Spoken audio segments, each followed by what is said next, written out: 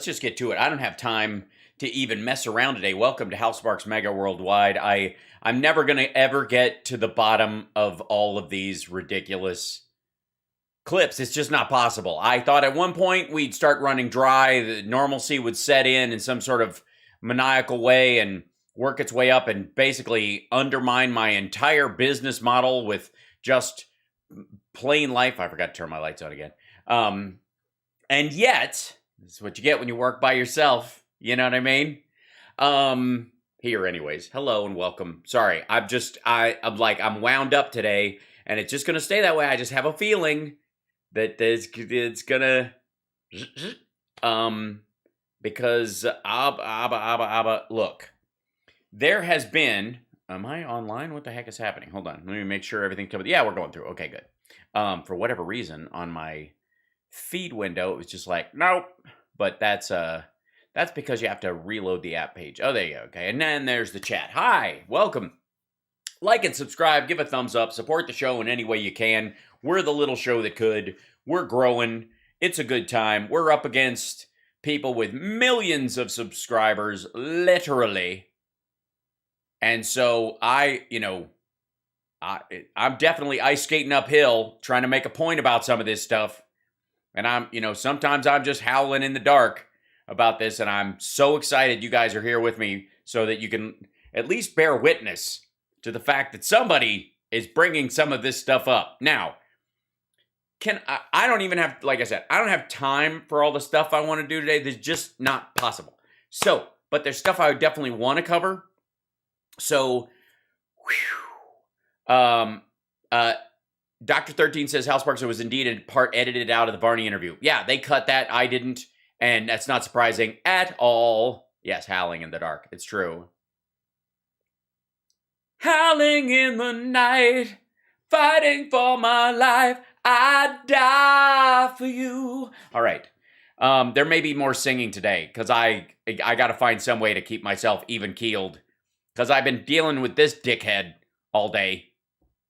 So for those of you who don't know, this is former TYT plumber in the Nixonian sense, Jimmy Dore, who has a show called The Jimmy Dore Show where everybody else works. And he goes, I don't even know what I'm doing. I don't even know what this means, but let me show it to you. And I'm going to react essentially as if I know what the fuck is going on. All right. This is a 10-minute clip and it relates to something else. Can I just show you some, like, the fuckery that goes on some of these other shows? The absolute fuckery. Manoshevitz. Here's the thing, between you and me, yeah, I find it aggravating, but in reality, just between the two of us, I know full well that nobody changes their mind based on anything that Jimmy Dore says. The people that watch his show are the people that would have watched his show and that will watch his show. And that's it. There's nobody like turning this, oh shit, what? Nobody does that. It's like Alex Jones. Like, no, Alex Jones is not converting anyone, okay? Just be clear. That said, he just hit 1 million subscribers, kids. So the idea that he's not, a force to be dealt with, or at least to draw attention to the fuckery. So here it is, Manoshevitz, the fuckery. Now, the title of this one alone is sort of magic, considering that Jimmy Dore has done entire segments on his show and videos that he has posted calling into question the Uyghur genocide narrative and saying that's just the West trying to make China look like shit. Now, as someone who speaks Chinese, has traveled extensively in China, has been to Xinjiang, I can report duly and directly that Jimmy doesn't know what the fuck he's talking about, even in the loosest sense. Like, he just assumes that if America says it or the West says it, it has to be a lie because the CIA is behind everything and yada yada. He's got the same mentality as Vladimir Putin on this shit. That it's all a paranoid conspiracy, and he won't even bother to look into it for that reason. Okay, let me show you just. Like I said, I'm not going to do this whole video because it's a waste of your fucking time. You know better. I know better. There's nothing in this. If you want to watch the whole thing, the title, it's easy to find. Obnoxious CBS host berates Chinese ambassador over Ukraine. 25,000 views, 1 million subscribers on the channel, 4,000 likes. Obnoxious. See, she's obnoxious. Guys, it's how she is treating the Chinese ambassador is obnoxious. It's obnoxious. All right. It's a 10-minute clip. Starts off with him showing ads for his tour. So I tried to skip past that part of it, this bit. So, but this is his reaction video. Now, see if you can. I'm going to show you if there's a huge difference between what I do and what Jimmy does, other than the obvious humanity of what I attempt to do on my show. You will see it in this very important episode. Here we go. A CBS News interview with a Chinese diplomat talking about Ukraine and Russia. And by the way, it's not a Chinese diplomat. It's the Chinese ambassador. And it's kind of jaw-dropping. Yes, this is jaw-dropping, guys. Jaw-dropping. And watch how the interview starts. Like, I couldn't believe. What kind of an asshole? Let's see. So, I mean, here we go. Yeah, wait. Here we go. Here we go. Now, this video he's referencing, 555,000.1 views on this one clip. This is starting at the beginning of it. Look how long that is. 2 minutes and 12 seconds. Now, how many of you believe that that is the length of the interview that happened on CBS? That the Chinese ambassador was on Face the Nation for 2 minutes and 12 seconds. Just spitballing. And we are in the opinion. Wow, she didn't even say hello. It's amazing. Jimmy, thanks for spotting this, man. More than 150,000 troops at China's border. Mm-hmm. Well, that's why we want. Well, just to be clear, to have because a China, good, friendly, good neighborly relations with Russia. But you would. Yes, they have good neighborly relations with Russia. That's not good, friendly, neighborly relations with 150,000 troops on the border of a neighboring country, and then to send those troops into that country. Well, in those circumstances, why can't you condemn this as an invasion? Mm-hmm. Well, don't be naive. Condemnation. It sounds not. By the way, it's interesting that he chooses this clip because that "don't be naive" has a subtle kind of lady aspect to it. Let's just wipe that aside, that he's just, that he doesn't mean to be sexist, but it has that kind of an edge to it. Just saying. That's my own interpretation. I am not assigning that to him, but you can see how she might take that, and it's condescending as fuck. To say that's not an invasion, it doesn't solve the problem. Oh, by the way, he's saying the condemnation wouldn't solve the problem. Yeah, it would. It would let the world know and Russia know that China does not have Russia's back and tacitly support this invasion. Yes, it would. It would absolutely have an impact. Sorry. I will be Now, this woman won't stop interrupting him. Yeah, guys, she won't stop interrupting him. It's terrible. She's a terrible interviewer. She didn't even say hello. Because he's answering her question, and she starts taking in it. Yeah, he's answering her question. He said they have a neighborly relationship. And she's like, the question is, why won't you condemn this as an invasion? instead of, a special military action, which is what Putin is calling it. Do you agree that that's what it is? That's kind of the, well, I don't know that that's the case, because this interview started off right in the middle. It's only a 2-minute interview, so. He says, don't be naive. And she said, well, it sounds like, that's not what he's saying. He's saying it's naive to think that China condemning Putin would have any effect. No, he's saying it's naive that condemning the invasion would have any effect. Not Putin, the actual invasion. As an invasion. She even says that. Look how Jimmy can't help but run interference for this fucker. And I'm going to show you something in a second that just kind of wraps up in a bow the amount of fuckery going on. Look at that, a hype train on Twitch. Thanks, guys. Hey, hype train. This is what happens when you work for a living. Thank you, guys. I appreciate it. Thanks for the super chats. Thanks for the support.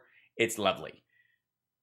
One more second. We're in here. 2 minutes. And she cut him off before he finished his sentence, and she got his intent completely wrong because she is a Karen. All right. She's a Karen. The female host of Face the Nation is Karening right now. She's standing in a park calling the police on an Asian man because she feels threatened by him, and that's the assertion. She's a Karen. She's screaming in his car window. She's calling him racial slurs, that kind of. She's Karening right now. She's a Karen. She's not a. What the fuck does her sex or her gender have to do with her questioning in this? This is basically women are hysterical. That's what this fucking garbage is. Women are emotional. She's Karening right now. To use that term. I'm sorry, you what? Really wrong, because she is a Karen. I hate to use that term. Yeah, I can tell. Because you didn't take a segment of this interview and then intend to say it. God damn. But it's crazy what she's doing. No, it is not. Well, it would be crazy if the interview was 2 minutes fucking long, Jimmy. It would be crazy. She's only got him for 2 fucking minutes, and she jumps right down his throat and doesn't let him finish the sentence. Except for the original interview is 9 minutes and 34 fucking seconds long. And the part that Jimmy starts in on starts about here. Oh, and we'll jump to the end because, again, this is almost a 10-minute interview with the ambassador to China. And he picks up where the obfuscation and the bullshit has been going on for a good 5 minutes. Now watch this. Hold on. Here, want to watch it again? Yes. Here we go. And By the way, he goes back to the top of that piece. Now, can I? We'll go to here, and then I think he bitches. He makes this case that this is just an emotional thing. They just want you to get mad. The peaceful settlement of the crisis. And he thinks it's funny that she just won't let him answer because he's doing this dodgy answer to it, and she's pressing him like she would on interview. By the way, if this was somebody in, this was Glenn Greenwald pushing back on the establishment, Jim would go, finally, somebody pushing on these motherfuckers. But yeah, okay. But check this out. So Russia's in a unique role. We can help. And the guy said China is in a unique role. Avert this crisis. And she just starts talking. I don't want to avert this crisis. Which is not what she said. For the record, he says China is in a unique role to avert this crisis, and that's what he's been saying sort of the whole interview. And she's like, well, then why won't you condemn this and not promise not to give military aid? And the guy says something along the lines of, we're sending blankets and baby formula and shit like that. And then she goes, yeah, but you still have normalized relations, which means military support. And he goes, yeah, we have it under the World Bank or whatever. We have we have normalized relations with Russia. So yeah, well, we sell them everything, which is exactly the point. They're still selling arms to Russia. That's what she's getting at. That's why she's fucking pissed. All right, now Watch. This is the tail end of that interview. I don't think I want you to condemn it. Condemn it. So this is that emotional release that people want. I want Trump impeached. I want him let out in handcuffs. So it's this inner, I want to see somebody pay. Yeah, I don't know why anybody would look at the fucking pictures coming back from Ukraine of decimated apartment blocks and babies being resuscitated and have an emotional response to it. And secondarily, what the fuck does that have to do with the audience in this? She's sick of this dude's bullshit. Now, it's interesting. Where's the tail end of this? Because that's the end of the interview. Let me see if he backs it up a little bit. Yeah. So here's 212. It's a unique role, can help the peaceful settlement of the crisis. And by the way, that's what the clip ends. She goes, so tell Russia's me how. in a unique role. We can help. And he says Russia is a unique role. And again, it's China. But she goes, how? Because all I'm hearing is that you guys are still going to be trading with them like normal, like nothing's fucking going on, which includes bullets and armor and fucking night vision goggles and sensors and all the stuff you would need for your intelligence gathering on the battlefield, all that stuff. A lot of that is made in China, and they cut them a deal. All right. So, but it ends there. 212. That's the last little bit of the clip that Jimmy uses. Okay. Again, I'm not going to do this whole bullshit today because, all right. So we get down here to the tail end of this. They negotiate. Mm-hmm. China has good relations with Russia, has good relations with Ukraine, and China keeps close communications with the United States and with Europe. Mm-hmm. They enable China to reach to all parties' concerns in the crisis. So China's unique role, can help the people. By the way, this is a chunk where she's just listening to him. She doesn't interfere in his answers at all in this part. But this is basically the cutoff. Settlement tell me then, because the crisis. I keep hearing you say that. I want to understand how China. So that's where they cut off. That's the end of the Jimmy clip. Jimmy took 2 minutes out of this. There's also, I think, a slice in that, by the way, where he hyphenates even part of the internal interview to make it even more, like she's being, she's interrupting. Now, why does Jimmy end there? Why does he cut off at that point? Because she's clearly talking over him continually. There's fodder for more of this to make this case. Now, why does he stop? Is helping. If you are not condemning, if you are not cutting off Vladimir Putin from continuing this war that is roiling the entire global economy, sending food prices and energy prices spiking. China wants stability. But why not cut off Vladimir Putin? We have already made it very clear that, national sovereignty and territorial integrity of all countries, including Ukraine, should be respected and protected. But as I said, condemnation only cannot work. What we need is good diplomacy based on vision, wisdom, and the courage.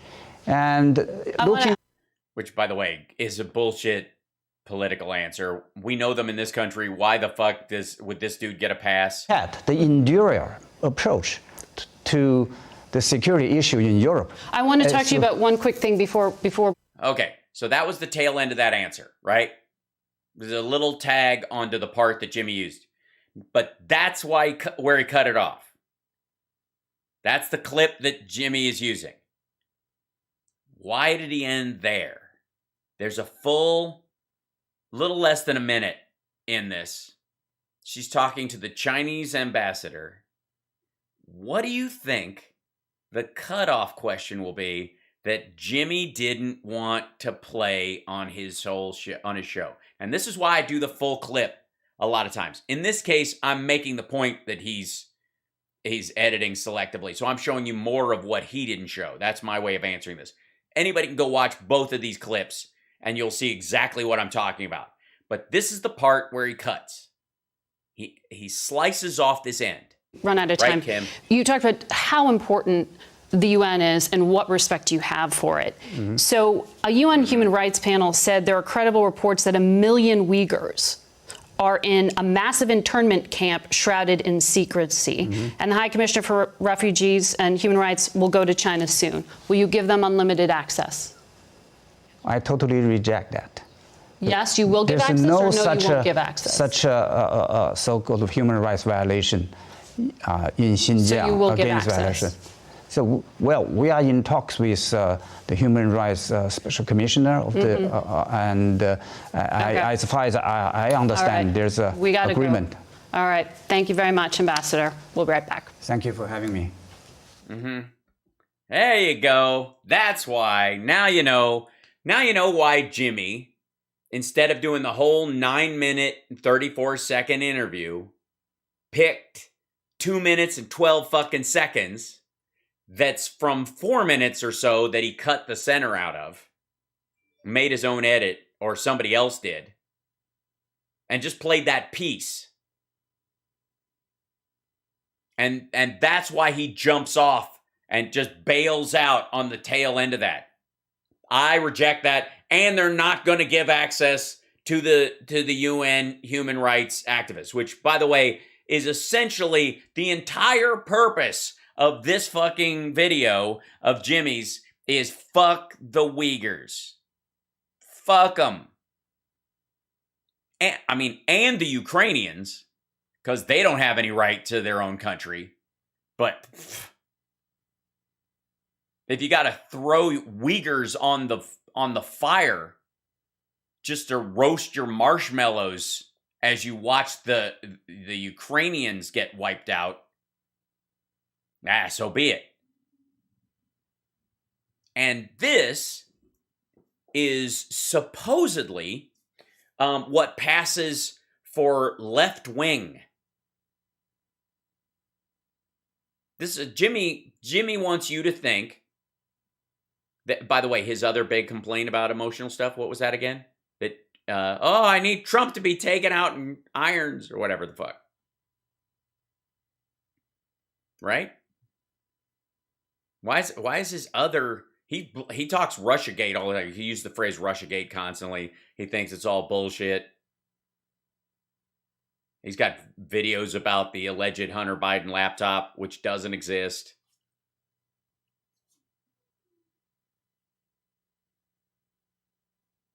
But this is why, in the rest of my stuff, and why a lot of times when I get stuck in a bigger piece, why I continue to do the whole clip that was put up. That's why. Because there's too much opportunity for this kind of bullshit. Now, CBS didn't post this Face the Nation clip this size. They posted this one. This is their site. Chinese ambassador says condemning Russia for Ukraine invasion doesn't solve the problem. That's what they titled it. Now, it has 272,000 views, which is all their subscribers. That should tell you something about the reality of the subscriber base of Face the Nation versus the viewership. It's almost identical. Meanwhile, Jimmy has 1 million subscribers and 25,000 views. Now, this is only a few hours old, but most of his stuff, maybe double that. Some will go up, occasionally have a spike viral video like anybody does, but you don't even have to have the subscribers to do that.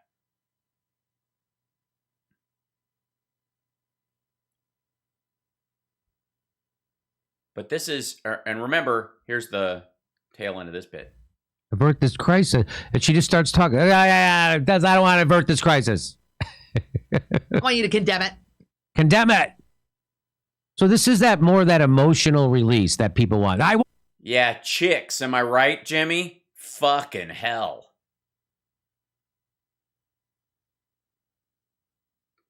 Trump impeached. I want him let out in handcuffed. See, that's his example of people being too emotional. I mean, there's a lot of references. You know, there's all kinds of, we need to bomb Afghanistan. We ought to go after Osama bin Laden. We ought to, there's an endless number of things where people have gotten riled. OJ, LA riots, whatever you want, right? I mean, I'm surprised at this point he doesn't go, oh, George Floyd was killed, so therefore, emotionally, I want. I mean, it's what is there's zero difference. Yeah. Jim's wife, Stephanie, used to be a teacher, by the way, is just sitting there thinking, I don't care what he says as long as the money's coming in. Well, that's the thing. It's the two of them, you know, in this one. I suppose this is what happens when he doesn't have a guest. It's kind of shitty, quite frankly. It's not a good quality one for what he's putting up. But I will say, it's just indicative overall of, which one is this one? Oh, yeah. So,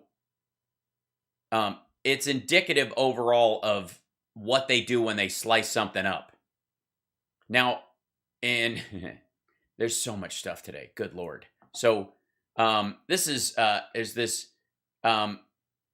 video of, this is 1984 doublespeak. Zelensky threatens World War III if NATO doesn't start World War III. This is Alex Jones. He's not threatening. He's just saying it could start if we don't do something about this because it's spiral out of control. But let's see how, you know, Alex Jones, basically what you're seeing between Jimmy and Russell Brand and that ilk right now is everybody's circling for the Alex Jones money as it goes out the door. As he starts, you know, between his legal problems and some of his viewership falling off, they're just trying to, you know, be under the table and catch those crumbs. So I'm curious how he takes this. So this is Ukrainian President Volodymyr Zelensky said on Sunday that he's ready for negotiations, but if it break down, it would lead to World War III. This is their clipping and da-da-da. Here we go. For negotiations with him. I was ready over the last 2 years. And I think that without negotiations, we cannot end this war. So I think that we have to use any format, any chance in order to have a possibility of negotiating, the possibility of talking to Putin. I mean, the dude sounds like a madman to me. I mean, if in my dreams, my nightmares that make me wake up sweaty and screaming at the ceiling fan, this is what a neo-Nazi Jewish president of a former USSR satellite country that wants democracy and wants industry with the West, it would sound like to me. But if these attempts fail, that would mean that this is a third world war. So he has a psychological warfare program where he tailors his speech to whatever group he's talking to and tells them they've got to come to his aid with a no-fly zone and strikes on Russians that'll then lead to tactical nukes and perhaps the end of the world. And if you don't believe me, we put up our own website and our own headline and our own take on things, because that's not propaganda or psychological warfare. That's just the documents.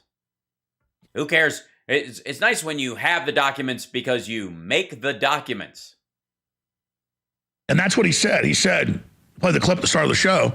It's up on Infowars.com. You want to see it? It was on CNN. Yeah, I want to see it. Yeah, I'm gonna go there. I got a thing. He said, we must go to war with Russia. NATO and America must come into the fight, or there'll be World War III. Is that how it went? Did he go, or? That is doublespeak right out of 1984. Is it? Or you're not doing that graphic just to make me think that? This isn't manipulative at all, Alex? Mr. Chocolate Cake? We must have nuclear war to stop nuclear war. Yeah, that was basically his point. That's what I took from it from the beginning. You know, that's at least we have Alex. We can go to him for the truth. Also, Alex is younger than me. That's right out of 1984. Here's a quote. Oceania was at war with Eurasia. Therefore, Oceania had always been at war with Eurasia. What the fuck does that have to do with Got it. You need nuclear war to stop a nuclear war. What? Why don't you just go like, I am become death? Why don't you destroy But then the later, world? Oceania had never been at war with East Asia, and so it had never been at war. Good. Yeah, this is what we're getting. Hold on. And then, is this an ad for shit? Okay, no, he's just cutting too. All right.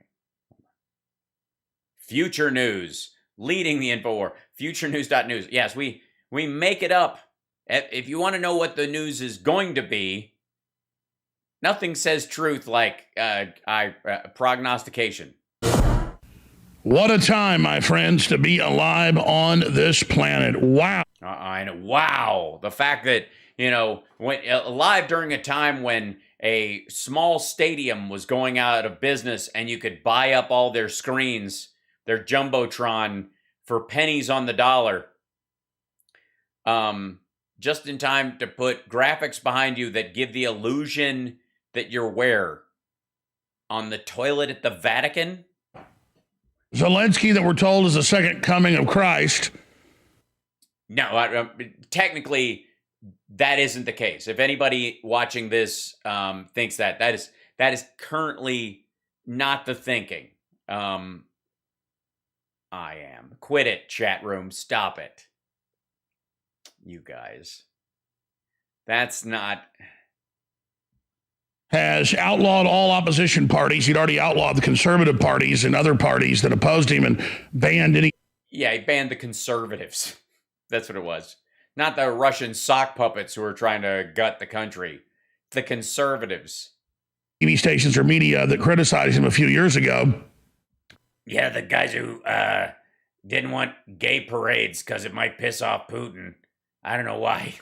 And locked up tens of thousands of political dissidents. But now he banned the remaining... Tens of thousands. All right. That's a big deal. I remember that story. Do you guys remember the big rounding up? No. 11 liberal opposition parties. No other parties are allowed to operate. He seized control and announced all media is being put into one channel now. That very BBC. Is real freedom. And he threatened nuclear war. He said, if you don't start a war with Russia and attack them, NATO, there'll be nuclear war. Yeah. Zelensky bans 11 opposition parties labeled pro-Russian, seizes media. From Zero Hedge. Okay. By the way, you do realize under Yanukovych, they had Russian sock puppets running the country that escaped the country, and there's still remnants of that shit going on. The same thing happened around the American Revolution. Can you imagine if Alex was alive then, writing fucking parchments, a little candle on his desk going, good evening, we have the parchments. Welcome. If you don't start World War welcome to parchmentwars.com. III, there will be World War III. Here is a Did he say World War III like that? He was just, yeah. Clip of him on CNN with Bilderberg Group member Fareed Zakaria. Will it be hard? Will it be painful for you to have to sit down with Putin were he to agree and negotiate with him? I am ready for negotiations with him. I was ready over the last 2 years. And I think that without negotiations, we cannot end this war. So I think that we have to use any format, any chance. Yeah, I'm sorry, Alex. I recognize you're a bastion of truth, like our dear friend Jimmy Dore, but I'm going to go out on a limb and say that I'm fairly certain that this Fareed Zakaria interview with Zelensky did not start and end on TikTok. Was this only for the CNN's TikTok crowd? They just didn't air it. They figured people wouldn't be interested. So they just, if you want to see some of the interview, we put it on our TikTok. It's for the kids, you know. To have a possibility of negotiating, the possibility of talking to Putin. But if these attempts fail, that would mean that this is a third world war. Yeah, oh, by the way, this is a third world war. Right. Not, Right, Hal Revere. The documents are coming. The documents are coming. But just paper flying out of my saddle. Not World War III, a Third World War, which basically it kind of is. I mean, there's an argument that we've been in World War III on a cyber level for about 2.5 years. It's been a Cold War, or that the Cold War was World War III, and this is like World War 4.1 beta. Okay, so there you go. Now, yeah, well, that settles it. He warns of it, so he's going to start World War III if he doesn't get what he wants. Oh wait, that's Putin. Biden bragging about the bombing of Belgrade for 78 days in the mid-1990s in 1999, bragging about what happened. And this is what the Russians are pointing out. The UN went in and bombed out a country and literally did more intense bombing than Putin's doing, targeting even million targets, blowing up Chinese embassies, you name it, using depleted uranium. Chinese embassies. That's curious. All right. And that's all liberal and trendy and good. It was all based on a fake ITN BBC report that people were starving to death when it showed a man with tuberculosis with his hands on a fence wanting into the UN food station. But they said that was a man in a Serbian concentration camp. So Hitler's always invoked by both sides in anything since World War II. It's incredible. But here he... Yeah, and it's just so unfair. Thanks, Alex, for bringing that up. It's so unfair to, castigate Hitler in the middle. I mean, what did Hitler do to deserve this?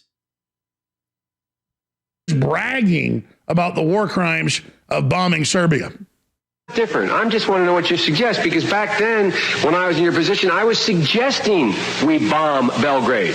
I was suggesting that we send American pilots in and blow up all the bridges on the Drina. I was suggesting we take out his oil supplies. I was suggesting very specific action. And isn't it interesting that we... And you don't want the... So the answer before and after, and the question about it isn't relevant, Alex? I mean, you got all that shit all over your desk. What was the context of what he was talking about? Are you really going to make me go and look up that whole fucking C-SPAN video? Jesus. Oh, we've got the endless footage on the news of Bush Sr., little evil son, another warmonger, along with Bill Clinton, delivering wreaths. Yeah, I remember when he was Alex was always trying to warn us about Bush until he wasn't. To the big Ukrainian church in D.C., saying they're sorry for the war crimes of Putin, when those two launched multiple illegal wars apiece. Obama also did the same thing. 11 million dead under their belts. 11 million, just in general?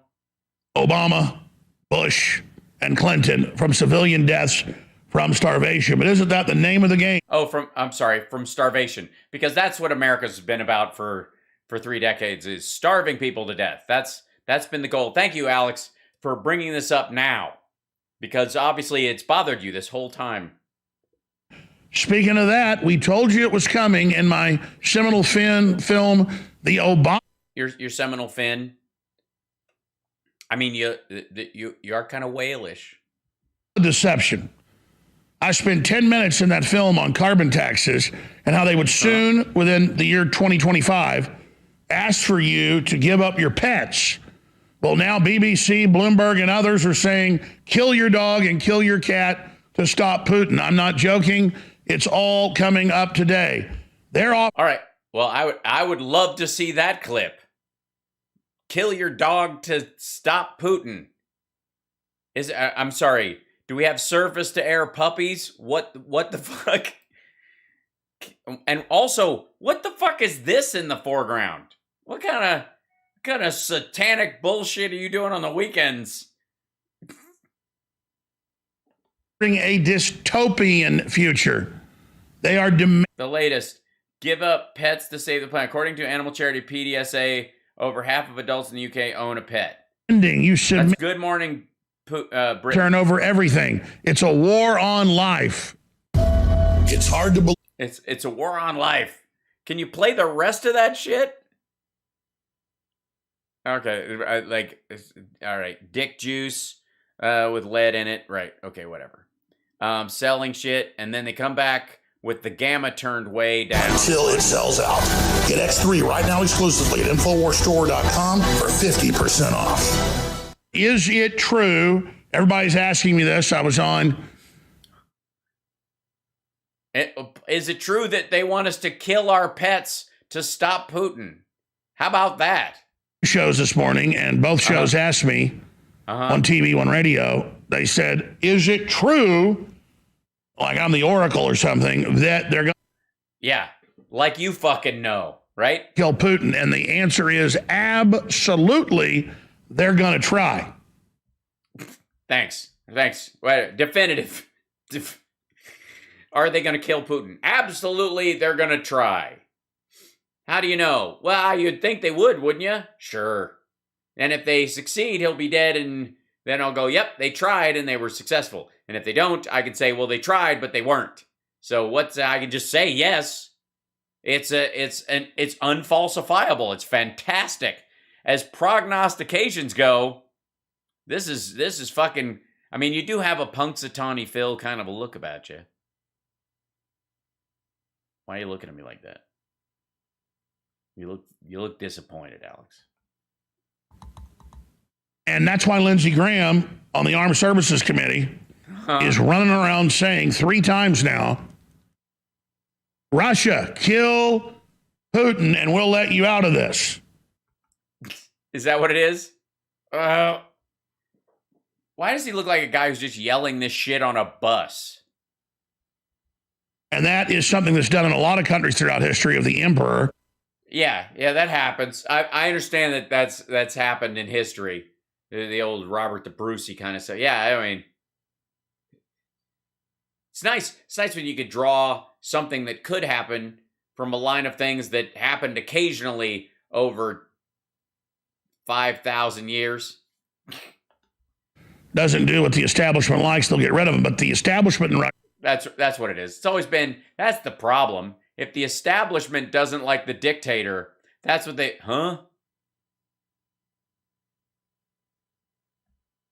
was behind this Ukraine situation. So I wouldn't hold your breath, but there have been a lot. Well, I would hold my breath. I got into that. If I was around you, Alex, I would hold my breath. There is no way that studio doesn't smell like a beer cushion in a Mexican restaurant. It's just not possible. Assassination attempts. But when you see stuff out of the Mirror, hyping it, saying, oh, spies say it's going to happen. What, the same 25 intelligence heads that told us the Hunter laptop was fake? It is. Hey, you showed a picture of that article. Show me a picture of the Hunter Biden laptop. Ones that told us Trump was a Russian agent? Come on. Yeah, put it up there. Russian elite plan to poison Putin and have chosen successor claim spooks.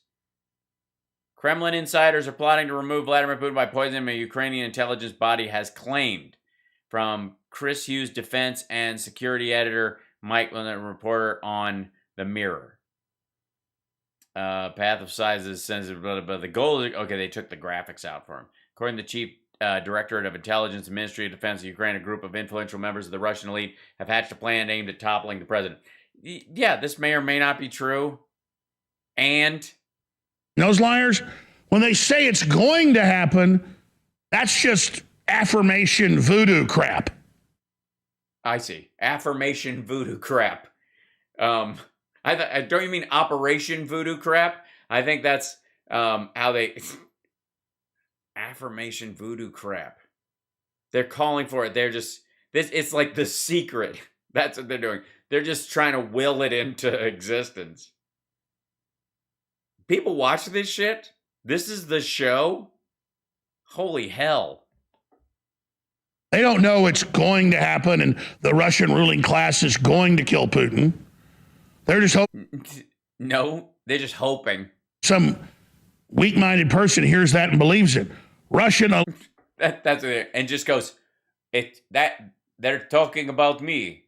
It is up to me, Yakov Smirnov, who just happened to be in Russia when this was happening. No one knows at what time history will choose them, but they have chosen me. plan to poison Putin and have chosen a successor, claim the spooks. Kremlin insiders are plotting to remove Vladimir Putin by poisoning him. I already read that part. Ukraine intelligence body has claimed, the same ones that told us about the ghost of Kiev and the massacre at Snake Island and all the Well, no, those guys really did say that. They feared them dead. They're alive, but that exchange was real. And as far as the ghost of Kiev, prove he's not real. I mean, it sounds like propaganda to scare the living shit out of Russians, and it may very well have worked. So what? and actors they caught going to rubble sites and posing like they'd been climbing out of it with their babies. Actors? Oh, I see. So are these the same Sandy Hook actors, you fuck? How many crisis actors? Honestly, as an actor, I just feel like this is an industry I need to crack into. Does SAG cover crisis actors at this point? Because there seems to be a shit ton of work for them. And I know what you're thinking. It seems like it would be a lot simpler just to film shit as it happens. But apparently they've got second callbacks and they got to bring these people in. They brag that Zelensky's so good at lying to everyone. So no, I don't think that is an imminent thing, but it definitely is in. Is this just what filling time looks like? The cards. But what's really going on is Tell me Zelensky, depending on what country he talks to, yeah, obviously he's gonna, if he speaks to France, he's gonna go, if Russia wins, no more cheese, and then he goes to England. I'm gonna kill my throat just even pretending to talk like this asshole. Then he talks to the Germans, and he's like, they're gonna take all the beer and also cheese and pretzels. Yes, he invokes Pearl Harbor and 9/11. Right, so that the people that he's talking to get the reference. And Schwarzenegger invokes January 6th because, his enemy's the American people. But so, oh, is it? Well, I mean, he has killed a lot of them, mainly in Commando. I think that was the highest body count. He goes to Israel and says, there's a final solution. Putin's a Nazi. He's going to kill all the Jews. Patently fake, patent lie. Hell, 70% of the Russian oligarchs just fled to Israel. They're Jewish. They're also yeah. Gee, I wonder why the Jewish oligarchs would flee to Israel when Putin has no plans to harm any Jews at all. Wouldn't you think that okay, if your evidence that Putin has no intention of harming Jews is that rich Jews are fleeing, Putin. Just absolutely asinine. It's like claiming Trump's anti-Israel. It's preposterous. Well, no, I mean, it's in line with the idea that there are evangelical Christians, for example, that want the Jews to be wiped out so that Christ comes back. And so setting up these things that will bring about the end of the world are necessary, like, the moving the capital to Jerusalem, reclaiming the temple on the mount, shit like that. So he goes to other countries and told the Germans 2 days ago, you are responsible for a new Holocaust. So he has a psychological warfare program. Or he knows his audience and is speaking to their concerns because he has limited time and he's in a real threat situation, as opposed to in a cushy studio in Austin, Texas, that looks like shit but costs millions of dollars, with like layers of bullshit, like I told you so's laid out and like fanned across your desk.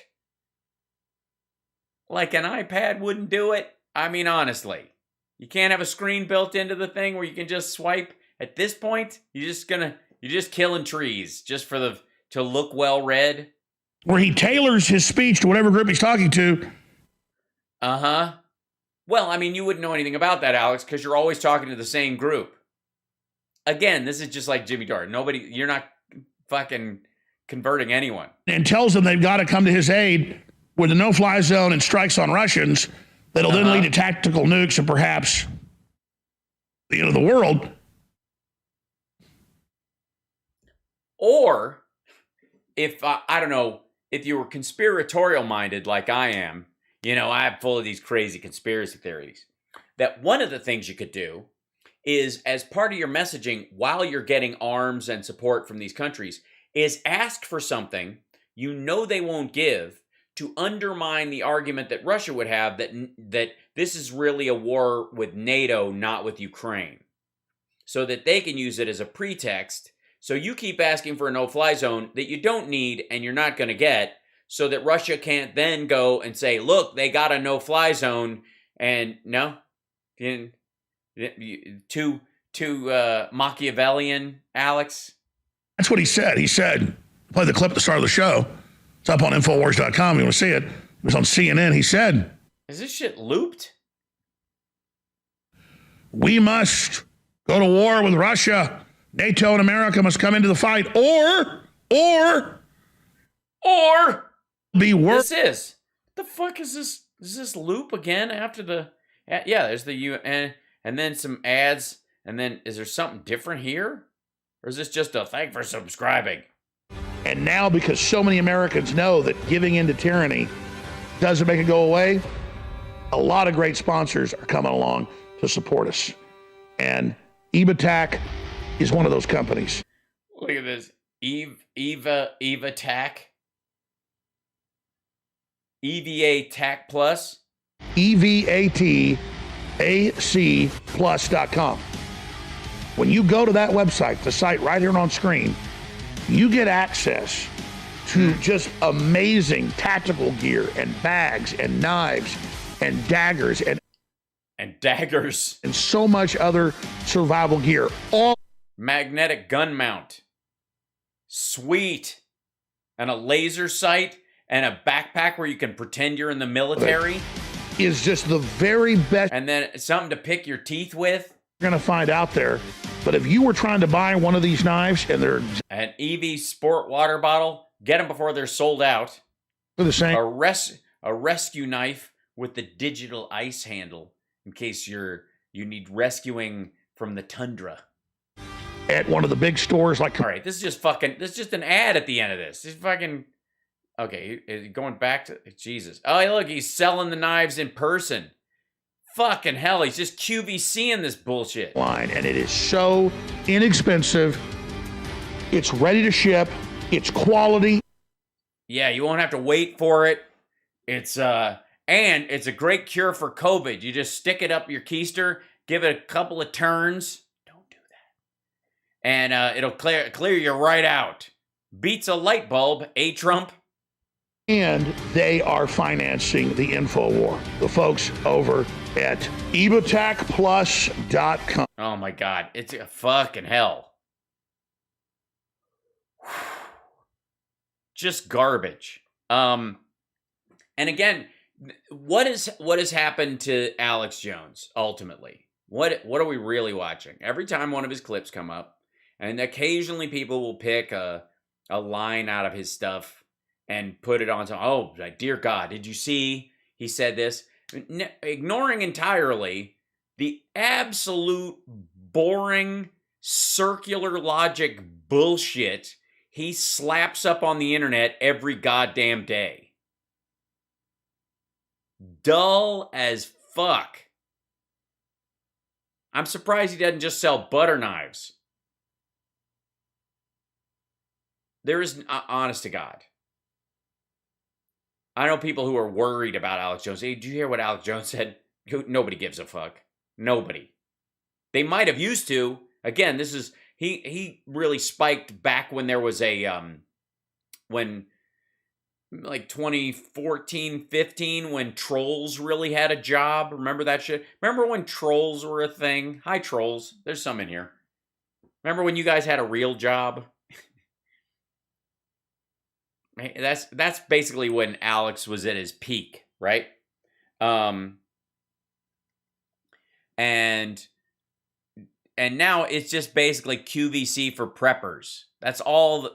And then he's just got to blather in between stuff just to fill the time. So take solace in that, folks. Enjoy that. In the same way that you enjoy the truckers when they gather and they just, there's like 8 people listening to one of the bands and like hold on. Hold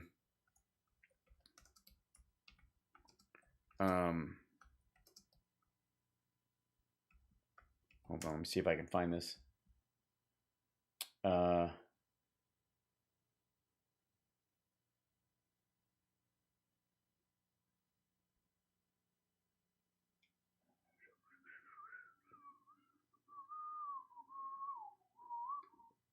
on.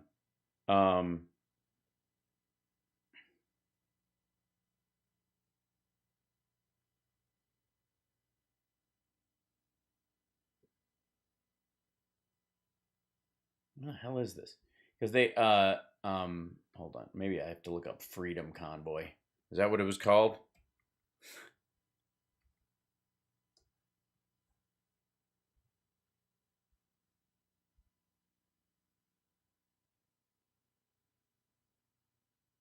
I'm trying to.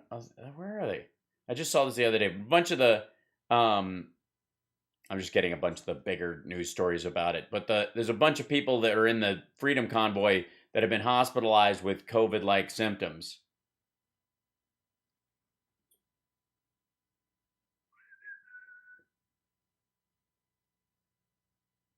Yeah, I'll have to find it later.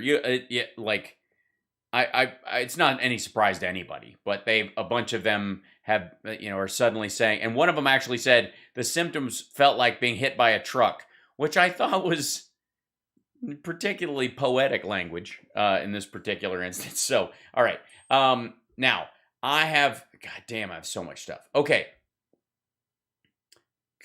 Gonna go. I've still got time. All right. Again, I want to show you you can watch these full clips if you want to. These are instances where I just kind of want to show you something that I think is funny. Doesn't need to be broken down. Because again, these are people with lots of subscribers, lots of viewers. This one, arguably, I would say has impact. But I think it's particularly funny. There is wrong one. There is a podcast called The Podcast of the Lotus Eaters. Right wing. This guy Sargon of Akkad is one of the main people on there. That's the guy on the left. This dude right here. Okay? So he's the guy who started this. This guy's one of the regular panelists. They're talking about that's their logo. They're talking about Ukraine and the Russians basically being stalled, and we'll see if the language lives up to the title of this particular video. But this right here, and again, it's a half hour, so we're not going to do this one because they don't deserve it. Thugs bullying the Russian army. That's the name of the video. Thugs bullying the Russian army. Now, I need you to hear something. So Sargon, this dude, you'll hear his voice in this, is on the Sitch and Adam show at the beginning of this. And I'm just going to play you that they do a teaser at the beginning of this. It's almost a 2-hour debate. I listened to the whole thing. It was hilarious. Not on purpose, but there you go. And some people have never heard of these folks, but they definitely, yes, Carl of Swindon, right. And listen to the argument that he makes about Russia at the beginning of this. Hold on. Right, we're the ones advancing on Russia. No, we're not advancing. The world is changing. Of course we are. NATO has advanced on Russia. The world is changing, and countries want to go in specific directions of their own choice. I know you don't care. You care so much about the thoughts and feelings of the Russian people, but you don't care at all about the sovereignty of all the countries that surround it. I can completely understand Putin, or even if it's true, the broader Russian perspective about what they want their place in the world to be, that doesn't mean I have to respect it or justify it morally. Right. Yeah, but that doesn't justify. Wait, that doesn't someone's suffering doesn't justify them becoming a monster. They're not monsters. There we go. Vladimir Putin no, is you a say monster. Yourself, he's a fucking monster. No, he's the best leader Russia has had in over 100 years. America has no. All right, so you get the general gist. Normally, these guys get along. They attack CRT and they attack socialism. Adam friended this guy right here. It is a constant dig at Joe Biden thing because liberal, blah blah blah. But for the most part, they lean what they would consider themselves centrists, and that whatever. But look at how vicious, and this is, like I said, they're friends. He comes on to shit on other people all the time, and all of a sudden, he's like, Vladimir Putin is the greatest leader that Russia's had in 100 years. Okay, so that's all right. Then we go to their own video. Now remember, Sargon, the guy you just heard who was saying Putin is awesome and he's not a monster, and calling him a monster shows that Sitch in that thing has biases that are there's the tell. Obviously, you think he's a monster, so that's because whatever.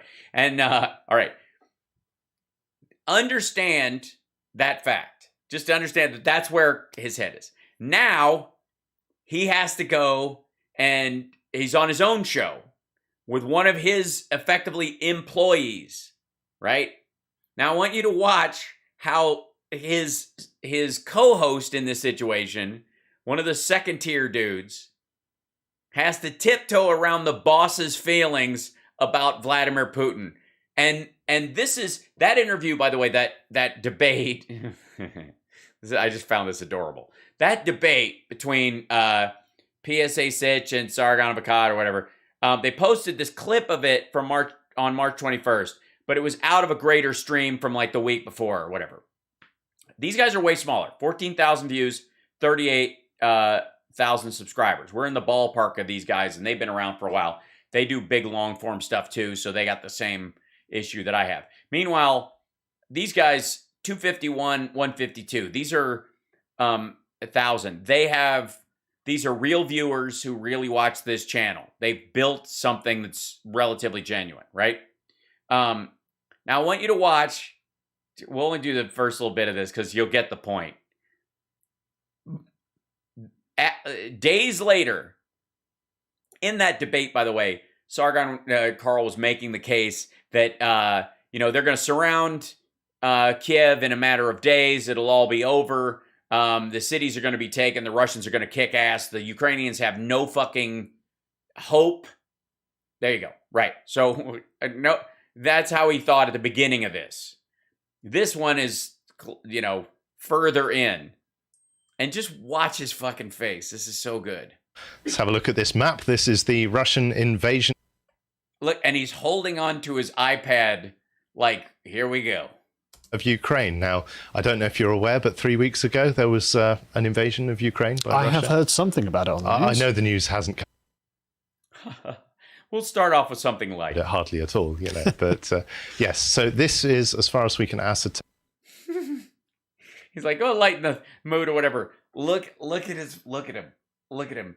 Oof. Just the disgust. And it's so beautiful to watch. Where the borders sit at the moment. And it's reasonably similar to where the borders were sitting last week, to be honest. So you can see Russia has made incursions into the country. They've made reasonable progress in the south, some progress in the east along that sort of long northeast front, and they have forces around Kiev. But one thing... Bullshit. Right. That's the key point, though, isn't it?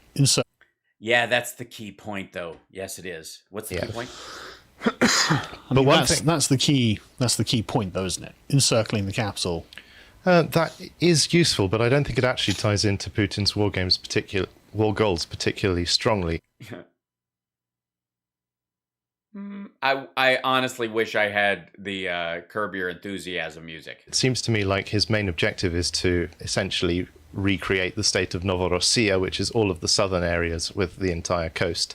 So in that sense, Kiev is something of a distraction. But in terms of winning the war and breaking the enemy's will to fight, it could be very useful. Oh, yeah. But then, of course... Well, yeah. That's true. They're having a big problem, which is they're really struggling to take cities. Because the Russian army is mainly consists of vehicle-based troops, these so-called battalion tactical groups of tanks and armored personnel carriers and so on. Tanks aren't very useful in a city. No. Guns can only point up about 20 degrees if you're lucky. So. And the enemy doubtless hide in buildings with RPGs and things like that. Very hard. The enemy doubtless hide in buildings with RPG. The enemy. Just making sure you know that there is no one's picking sides to get into them. And so we're seeing at the moment that the Russians, they've made some progress in the countryside and they're surrounding a lot of cities, but they are struggling to actually take them.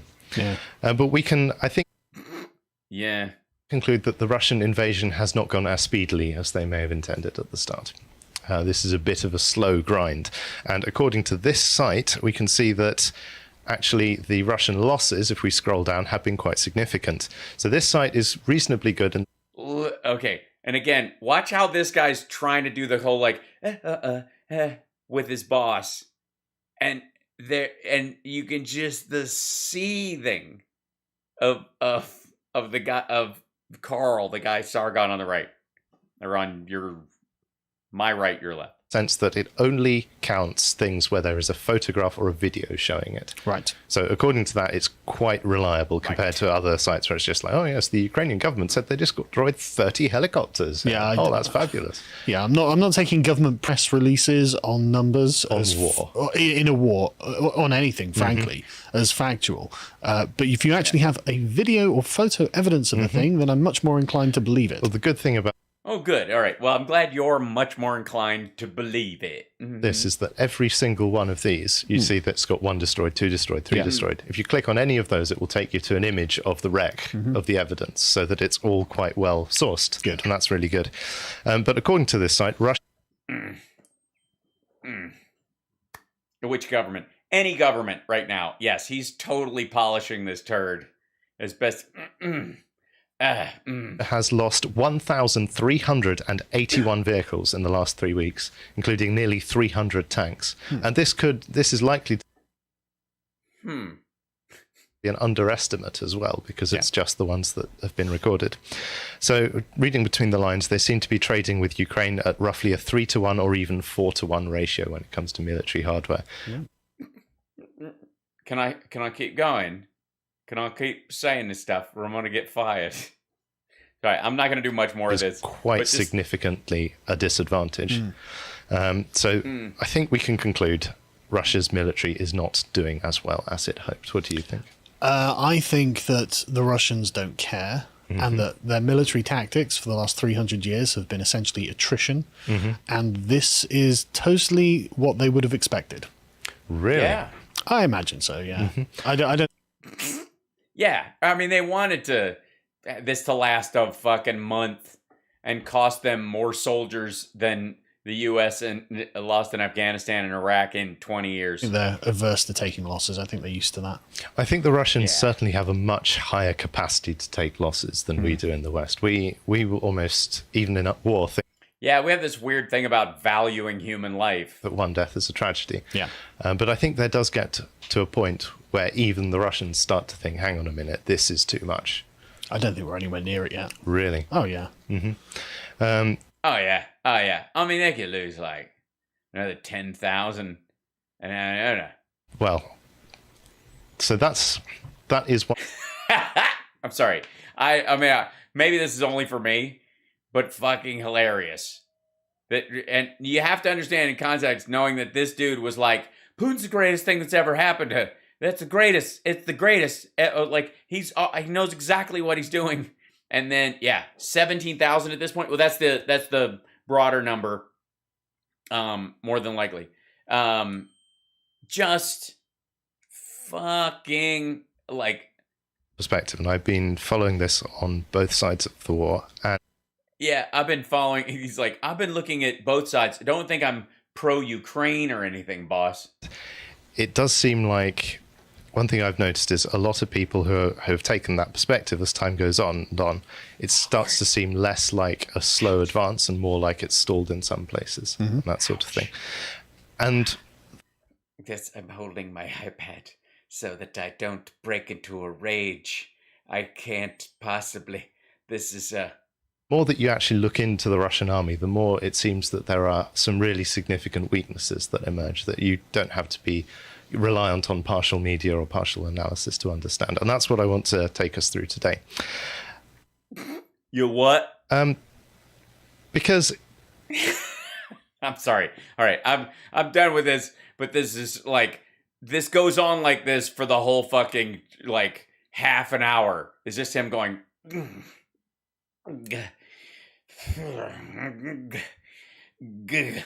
and it's, I have to say, it's just a yes, he does have 45 hands. It's just a joy to watch the misery of somebody. This is very similar in many ways to Jimmy Dore trying to find his way through some stuff that won't point out that he's been an absolute suck up to Putin and an absolute supporter of the attack since day one. All right, so let's go to, where is it? Oh God. Put that one out. Hold on. Don't want to know. I'm going to repeat myself, and this will be terrible. Now, welcome to the show, by the way. This is HAL SPARKS Mega Worldwide, if you're just joining us right now. That's Fucker Tarleson, and he works at a place where everyone has to be vaccinated, where he tells you that if anyone makes you get vaccinated, they are your enemy, or / your boss. And, if you want sort of the inside scoop on the pulse of America, the person you want to go to is the heir to the Swanson frozen dinner family fortune, and who he interviews, especially when that who is someone like... I told you at the top, we are always on the lookout for people who live like they are free. Kid Rock Yeah, people live like they're free. Like Kid Rock, who lives like he is a rapper. As if he were free, like it was 1989. He's here. Does he? Is that a dig at his clothes or his hair? Extended interview next. Very exciting. An extended interview, no doubt. Right? Because I would hate to think we'd only get a slice of Kid Rock. You know what I mean? What? I'm pronouncing that right? It's Skid Mark, right? A lot of the same people calling for freedom in Ukraine working so hard to make this country less free. Yeah, it's weird. Like Lindsey Graham, you mean? Or people burning books in Texas who are all for... No? That's not who you're talking about? I'm not sure. It might be worth thinking about that a little bit. But the truth is... Yeah, it's weird. Think about it. Maybe it's worth furrowing your brow a little. I don't know. If you say something that is accurate, even factually accurate out loud in this country, if it's unpopular, you're in trouble. You could get fired. Oh, no. Definitely be censored on social media. So everyone knows. Yeah, are we talking like racial epithets are a fact, or? That's enough to terrify most people into silence. We're always looking for ones who are not silenced. Kid Rock. Yes, that's who I think of when I think of a person who speaks freely is Kid Rock. He's not afraid. At the top of that list, he's got a new album called Bad Reputation, came out today. We spent a... Oh, okay, so he's only on to promote the record. He's a free thinker and a free speaker when he's got something to sell. Yeah, he's like Alex Jones. Time with him over the weekend at his place in Nashville for a new... Yeah. People, let me tell you about my best friend. Tell me this isn't a sitcom waiting to happen. This fall, The New Odd Couple, starring Skid Mark and Fucker Tarleson. They live in the back of a pickup truck outside the Siesta Motel. He smokes and he eats nothing but frozen Salisbury steaks. You ever smoked a Salisbury steak? Shut up! That we're making for People, the summer. let me We sat tell down ya. with him for this show at his studio there. This is so fun. I honestly, it's so weird that you would just, so you just have the maid run back and forth carrying the deer statue, and you just, honest to God, this is like a sitcom opening from the 80s. I'm gunning for you, buddy. Right. Pretty amazing conversation. Here's part of it. Pretty amazing conversation. Here's part of it. All right, Bob. So we're sitting where you made your most recent album, and I hope at some point we can get a full shot of where we are, because I've never seen anything. Yeah, you've never seen anything like this. And this is, by the way, for the record, right up Tucker's alley. This place is perfect for him. I like wood. Deeper and longer. You know? Like this. When did you make this album? When did you make this play out? What is it? A record? How do these work? I don't listen to music. It makes me anxious. We got this studio done. Brought everything down from my Michigan studios. Oh, you asked the wrong question. You're supposed to ask, when did you build this place, and not that when did you make the album? That's the second question. But I'm glad this is it's well done. The whole thing and the I like wood. Yeah, it's fabulous. Before hit the fan, COVID. Yeah. COVID. Yeah. So how did you spend COVID? Right here, writing and recording. Had more time to work on this album. Oh, so you went out in public and stuff. You weren't held back by mask mandates. You didn't lock down. Actually, I did lock down. This is album. I wrote this album in lockdown, actually. Since my first breakthrough album, Devil Without a Cause. You know, you spend years with that first album. Yeah. And then from there, it's just a rat race. Tucker, you don't have to tell Tucker. He knows. Get more records out when you hit a lick and you're successful. And this record, having a couple years just to fine tune every lyric and every note and leave some stuff raw. And that. Yeah, to make sure you earn that parental advisory. You know what I mean? That and see what works, what doesn't, to keep going back to the drawing board was just, a luxury that I haven't been afforded in a long time. And, you say it every album, everyone does, this is my best album. Yeah, of course. Sell, but, it really is, that I in my heart, I know it's one of my best efforts in a long time. So definitely since rock. One of them. So it's in the top 10 of 10 records. I see. Somewhere it's in there. It's one of the best of the things that you've done when you've done things. Well, that's easy with the hard sell. Tap the brakes there, buddy. Jesus. You've been doing this 30 years, but you still bring intensity to it. Like, how often do you come? Yeah, how often do you do like intensity? Because like right now, I gotta be honest, this is a dud. But are you more intense at different times of the day, or? Well, I'm a workaholic. I'm here on an average day, 3:30 in the morning, Monday through Friday, and I'm usually the last one out. Yeah, it's good that you're on a early day business schedule, kind of like a vlogger. You know what I mean? At 6 o'clock at night. In the studio. Yeah, well. In this place. I mean, it smells like it, but really. From 3:30 in the morning. I made it to 31 already. Look at that. We've got prospects. All right. Writing, doing things, checking emails. My head works best in the morning. I love to write then and work on music. And then about 7 a.m., my buddy comes in. We play some pickleball, do a little cardio. Then get back. People start showing up at 9:30. I love that time in the morning. I get to myself. And then, my engineer gets here about 9:30. We record all day. Grandpa gets his little nap in the afternoon. And groundhog. By the way, what do you call that nap you have in the middle of the day? Is that your Sleepy Joe time? They do it again Monday through Friday. Then Friday afternoon, things are feeling good. I'm gonna crack a beer in the afternoon, have a big time Friday and Saturday, relax on Sunday, get back to it. That's amazing. So you're... Yeah, it's amazing. So you just sit in this place.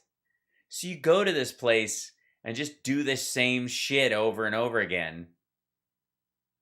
and only about 11 of the things you make are salvageable, and you're in here for 2 years straight, 5 days a week, and you came away with 45 minutes. All right. A rock star with the counting hours. Yeah, rock star. I play one on TV pretty well. That's just interesting, though. So there's like a lot of discipline around it. Yeah, this doesn't happen without discipline. You know, people only see the wild side usually, and the party side. Yeah, they don't see the wild discipline that I put in. And hopefully some of the, charitable things and things I've done through the years. There's both sides out there, but Yeah. Everybody knows about, of course, my dog charity. It's more of a dog fighting charity. It's more like I wrestle dogs for charity. at the end of the day, I work my ass off. And that's when people ask me for advice, I'm like, I work harder than you. That's what happens. That's my advice. My advice to you, I work harder than you. Not better, not smarter, please. So what was the idea behind this album? Nice transition. I feel like, yeah, get serious. Get serious. It's your Barbara Walters moment. Please do that. Hey man, shut the fuck up. I'm interested, man. I got all these records. You bet your ass, son. Hey, I like this album. I like when the rap I listen to sounds like something you'd hear under a car. It kind of came together at the end by calling it Bad Reputation, for a real good. Yeah, that's weird. Nobody's ever called an album Bad Reputation before. I don't think. Let me look that up. I'll bet that's original. Hold on one second. Reputation and album. Let's see. There you go. Well, Joan Jett had one, and then Thin Lizzy, but ain't nobody had since. I mean, you start there, and that and there's a movie called Bad Reputation, but it's original. It's an original idea for him to call it a Bad Reputation. I mean, maybe hat reputation, like always wearing a hat. I do like his Jiminy Glick glasses, though. That's nice.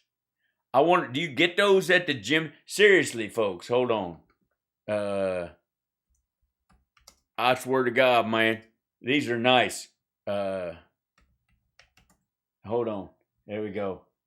Images. There you go. Yeah, see what I mean? They got the same optometrist. I mean, there's a thin line, man. Look at that. Yep. It's a good look. It's catching on, man. Hey man, you are a fashion influencer, Kid Rock. Look who your biggest fans are right now. It's nice. It's good. And then something about you peeing on the people. I can't read your hat. It's all squishy. Pretty much sums me up. Yeah. It's everything. I just wanted to go back a little bit to my roots of the hard rock. Yeah, go back to your roots of stealing other people's shit. And hard rap, heavier stuff, but I also wanted to throw in the tinges of, Southern rock and country music. You mean the stuff you take from other people's songs that they wrote and worked real hard on, and then just build something else on top of it, like you killed their dog and mounted the carcass. And soul music, and of course rock and roll, all which I love, so much, and have really honed my craft over the years to. It is a craft or whatever. You should see him. I cannot go to Hobby Lobby without running into Kid Rock. And he's rhinestoning, bedazzling something, and putting them little fuzzy balls on tongue depressors, making little rabbits. Come on now. Not just be fluent in one, but touch on them all. What my Why steal from one thing when you can steal from everything? You know what I mean? That's always been I have a cousin who's a bank robber, And I'm like, we drive by a store. I'm like, let's hit that place. And he's like, no, I only do banks. I'm like, you're missing out. Because you can do, like, some banks will have mints or whatever. But, you know, you rob a convenience store, it's jerky, pork rinds, hard seltzer. I mean, it's a win. Come on. Family and friends and fans feel like I do it at a pretty good level. So if there was, I mean, a message. By the way, how did you get this far out in the woods looking like that without something Ned Beatty happening to you? On the album, what would it be? Take a moment. Don't answer it right away. It's a hard question. Think about it. I'm wondering. Fans, I love you dearly. To you critics, haters, and trolls, go yourself. That's pretty clear on the album, isn't it? Like you're not kind of. Yeah, I know. You look at that album and it's like, oh, a black and white photo that you shot on your own phone.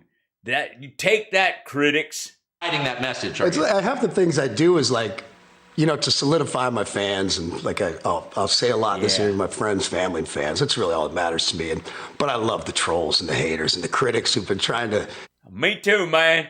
Hey, you gotta love them trolls, because with that, I mean, honestly, if somebody wasn't trolling you, nobody'd even know you did this fucking interview. Don't knock me down, dude. Seriously, this fucking video has 17 rumbles. 17. WIGHER got more rumbles. And they even got a video up on here. Tucker Carlson tonight. 17. 20, 30 years. And I'm still standing, still operating at the highest level. Yeah, hey man, I'm fairly certain you're sitting right now. I mean, I'm pretty drunk myself, so I honestly don't know. Sometimes, like, I'm sort of standing and sitting. I'm shitting. Yeah. And so sometimes I do things purposefully.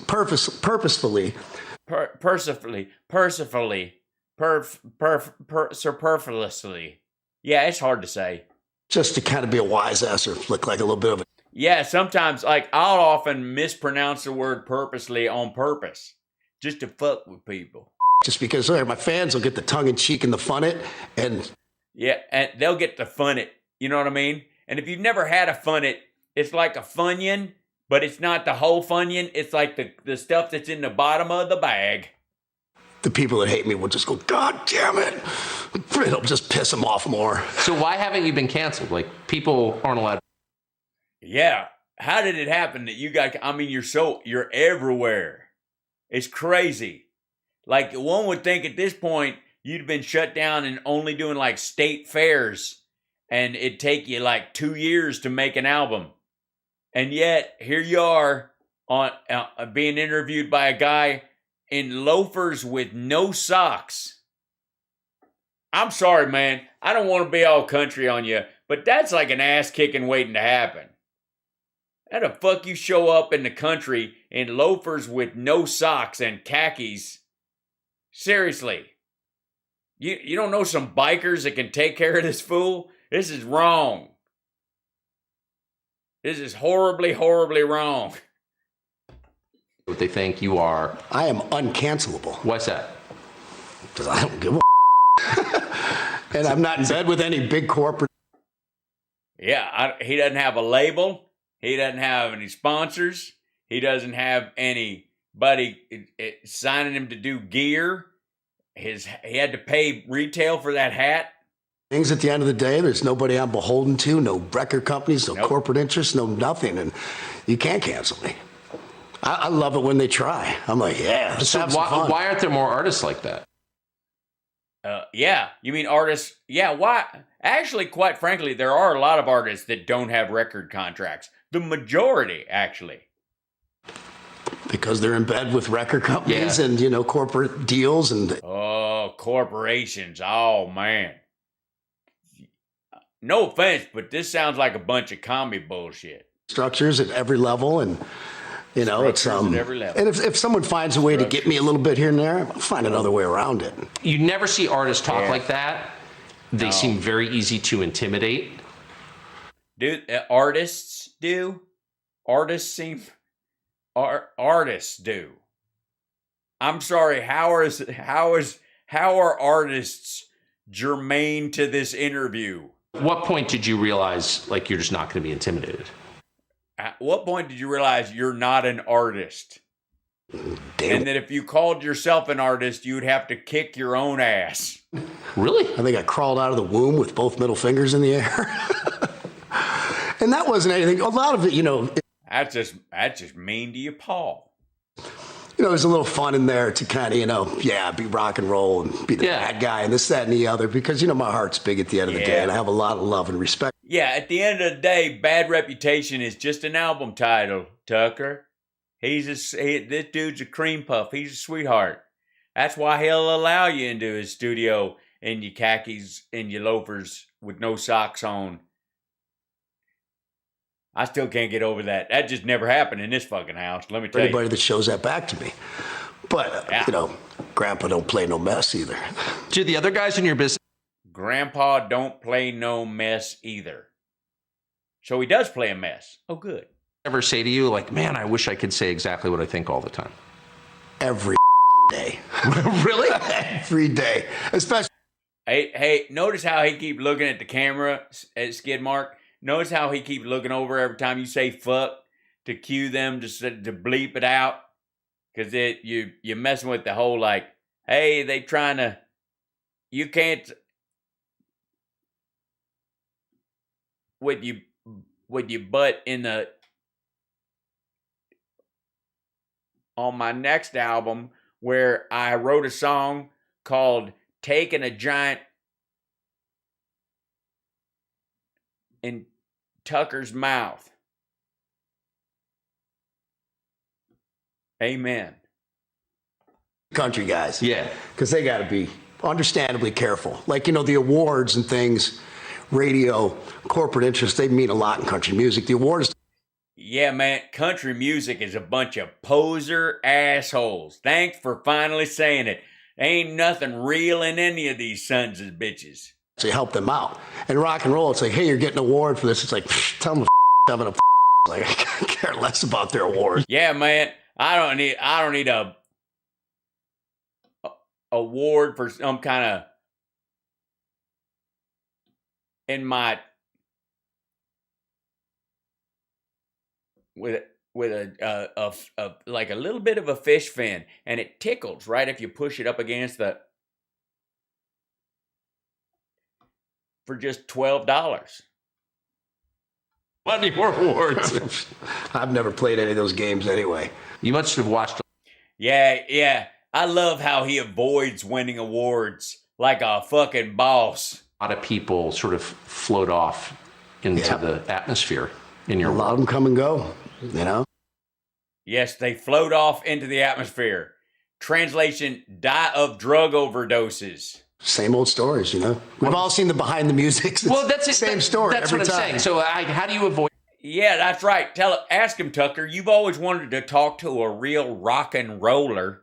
Ask him, why these people always doing these nasty things? Why don't they live long enough to die of colon cancer from a overly thawed Salisbury steak? I just have a sense of discipline when things, you know, are getting too out of hand, whether it was back in the day with drugs and alcohol, this, that, and you got to go like, what's important? I may need to reel this in. You know, and eventually, you know, certain ages cut some things out and like, you know, focus on what you love, you know, your friends, your family, music. Yeah, well, unfortunately, some people love drugs. What's important in life? You know, and so much also, time, you know, let's make the most of that time. Let's not. I will say for the record, some people love sweets and hate flossing. I have heard. Waste it. Who are your fans? Do you have a sight picture of who they are? Yeah. Think about that for a second, son. Tell them who your fans are. Yeah. Hardworking folks that love to have a good time. Yeah. Do you hear from them? Mm-hmm. Yeah, both of them call. Yeah, he's got both of them on speed dial. His fans are loyal because I think he's married to one of them. Yeah, absolutely. You can't not hear from people these days. That is so true, man. You can't, and it's not like he has to hear him in a crowd. So that's good. That's a really good point. You can try and tune it out. Yeah, you could try, but Tucker doesn't know what that's like. So do you feel like you've got a pretty good sense of what they think? Mm-hmm. Yeah, of course he does. You want to see they send titty pictures. They seem to think a lot of the things I do. Not everything. Nobody's views align. So you text yourself. I'm not opposed to anybody's opposing views. I got a lot of friends, that we're still friends who are left and. Yeah, don't worry about it, Tucker. He's not opposed to poser views. Farther than that on some things. I love getting together with them and cutting it up, having a couple beers and talking about things and hearing both sides. I think that's important. So you're going on tour. Yeah, absolutely. Tucker loves both sides. That's true. I mean, I don't know that for a fact. I like wood. Deeper and longer.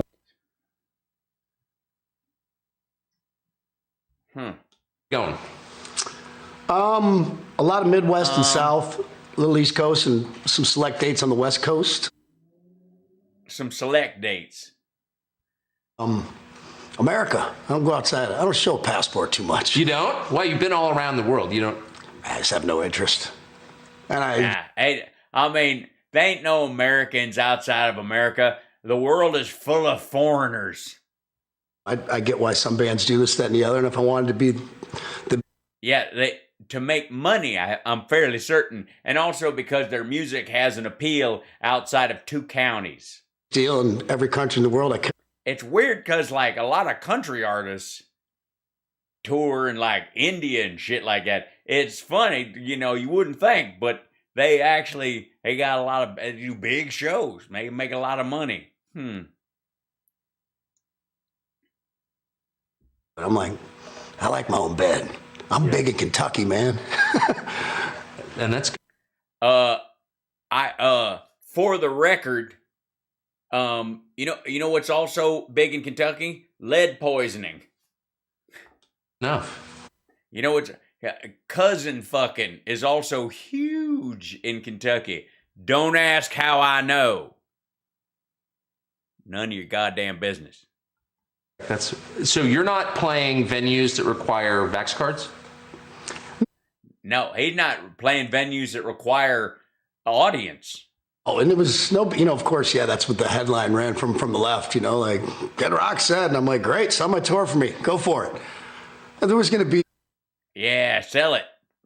No Vax cards by the time we toured anyway. It was common knowledge. Anybody with half a brain knew that. Yeah. So, the only place that we decided not to play was Buffalo, New York, because New York looked like it probably could have something in place, where you have to wear a mask or show a card or whatever. Right. And I was like, yeah, man, fuck Buffalo. That's like, that's Canada adjacent. No, I'm not. No. Why? Because it's stupid. Why? All right. Well, why? Because it's stupid. On that note, Tucker Carlson tonight. That's all we got for you tonight. Hi, you're watching HAL Sparks Mega Worldwide. Some of these long forms, I just got to find a way to amuse myself. And I am wearing pants, so it's increasingly difficult in this day and age. And I'm never going to run out of clips. Okay. You know how people are often concerned, ladies and gentlemen. You're watching HAL Sparks Mega Worldwide. Like and subscribe, give a thumbs up, support the show in any way you can. Think about becoming a patron, patreon.com/HalSparks. You could be in the credits at the end of the show. Also Venmo. You know how people are worried about Marjorie Taylor Greene? Oh my God, the impact that she will have. We got to get her out of office. Okay. No, you don't. And tarring the, like gluing her to the Republicans is strategically very smart. And in this particular instance, if you want to look at, how we talked about these amount of drop-offs where you're like Fox News and then Newsmax and then like RSBN and then a Flashpoint. I guess it's forgivable that this one's smaller. This is a show called Voice of Rural America with this guy BKP, and this is his BKP politics. And he has her on as a guest, This is Marjorie Taylor Greene, 14th Rep, BKP Poly. Now, don't let that 4 rumbles make you feel bad. I mean, sure, she's the biggest fundraiser in the Republican Party right now, but that should don't think for a second that the dew has come off the lily. That's still exciting, still lightning in a bottle. Having that MTG on, that MTG magic, the MAGA MTG, make this great, make Taylor great, something. All right. This guy, let's see if we back up, and he invites her on. And we know this guy's the real deal. Target shelf, nothing wrong with that over there. 2 wooden flags, one shellacked, one not. Same vendor. He covered something up with his Braves jersey. It's an autographed picture. See the autographs down there? And apparently he's now ashamed of that, or these are the Braves, the Atlanta Braves, and he did this. And so that's why she's on. Is this maybe a local show to help her raise awareness in her district or something? We shall see. Very exciting. But we don't know if the Gazpacho police will show up, but we'll see. Opportunity they have. So maybe she has a message they don't want out. Joining me now. Okay, this is because she's being shut down. Congresswoman from the 14th District of Georgia, Marjorie Taylor Greene. Hey, good morning, Brian. How are you doing? Good. You know what? Every single morning as I start my day, part of my routine, okay, is to Google your name. All right? It's a little weird. I'm not going to lie. My routine in the morning.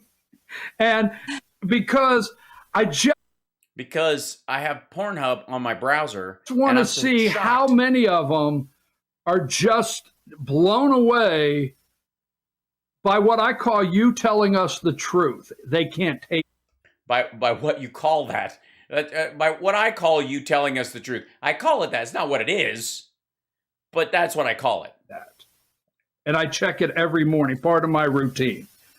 Yeah, not creepy at all, BKP. So you call yourself BKP because BTK was taken?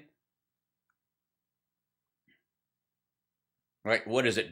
Bind, kick, push? What's happening? Thank you for being with us. Let's start right out of the box. I have watched your statement you made the other day after Zelensky addressed the joint session of Congress. You made about a 12-minute statement. I've watched that. I've watched several of your interviews. Well, of course you did. You Googled it that morning. You spanked it over pancakes to it. And read several articles. We have a compromised president. We have a compromised president from China to Ukraine to. Yeah, it's terrible. Look how serious she's getting. It is. He's compromised. We have a compromised president. Well, I mean, he's not in office anymore, but he is compromised. And I'm really concerned. Do you think that Joe Biden is compromised? And what are your concerns? Sorry. It was Biden he was talking about. I thought he was talking about Trump, considering Biden, if he's compromised by China, is having a shitty time showing it, considering the AUKUS agreement and the renewal of the Quad, and he's bought. Okay. Well, I've always known he's compromised, and that's why on January 20th of 2021, I introduced my first set of articles of impeachment on Joe Biden. I'm sorry. Can you say that again? He was this guy was dying of COVID in the background. Day he was inaugurated as president of the United States, and that's because he's compromised with his son Hunter Biden and his own business dealings in Ukraine. Dude, you don't have a fucking cough button? What's happening? Sorry, I was just at the trucker convoy and I picked something up. Fucking shake it. Other countries. You see, the Biden crime family is a family that has gotten filthy rich through corrupt business dealing, and it's all through the abuse of power of Joe Biden's political position. Filthy rich, and that's terrible. when you have a president that's rich, I mean, not really rich, like, like Donald Trump kind of rich. That he's held over the years as vice president of the United States. Seriously, that guy, there's no way that guy isn't going to die on camera. What is happening? All right. At least I have a cough button. Watch this. See how easy that is? It's 2022, asshole. At least you have the decency to take her in remotely. We all know, and even the New York Times is telling the story about the Hunter Biden laptop, where there is no, they aren't. Proof, just absolute proof that Hunter Biden is corrupt, and so is Joe Biden. He's completely tied in. Hunter Biden admits it on his laptop that he gives half of. Sorry, what laptop? He admits on his laptop? Does he? She's talking about text messages from his phone, by the way. Earnings to Pop, which is his dad, Joe Biden. We know, we heard all about. It was from what, the 90s when he was on, or in the early 2000s when he was on drugs. 10% for the big guy, and this is through Burisma in Ukraine, and it's actually. Excuse me, it's not pronounced Burisma. I mean, the Burisma executives. So this Burisma, they say pronounce it Burisma. All right, this is mind-blowing to watch, with a war unfolding in Ukraine, which is so tragic for the Ukrainian people. The people are always the ones that suffer, but Joe Biden is completely staying out of the way. And it's the optimal situation for him, because any type of evidence is going to be completely destroyed if it hasn't already. I see. Yes, the only reason Biden's letting this go forward and why he talked Putin into attacking the country is because he was hiding all the evidence of Hunter's crimes in a maternity hospital in Kharkiv. In Ukraine, as Putin and his Russian military invade and complete their takeover of Ukraine. And so, yes, Joe Biden is invade and complete their takeover. So it's a fait accompli. I don't even know why they're fighting at this point. Do you guys? I can't understand. But even furthermore, Brian, the real tragedy here is, you're right, the media lies about me constantly. They have.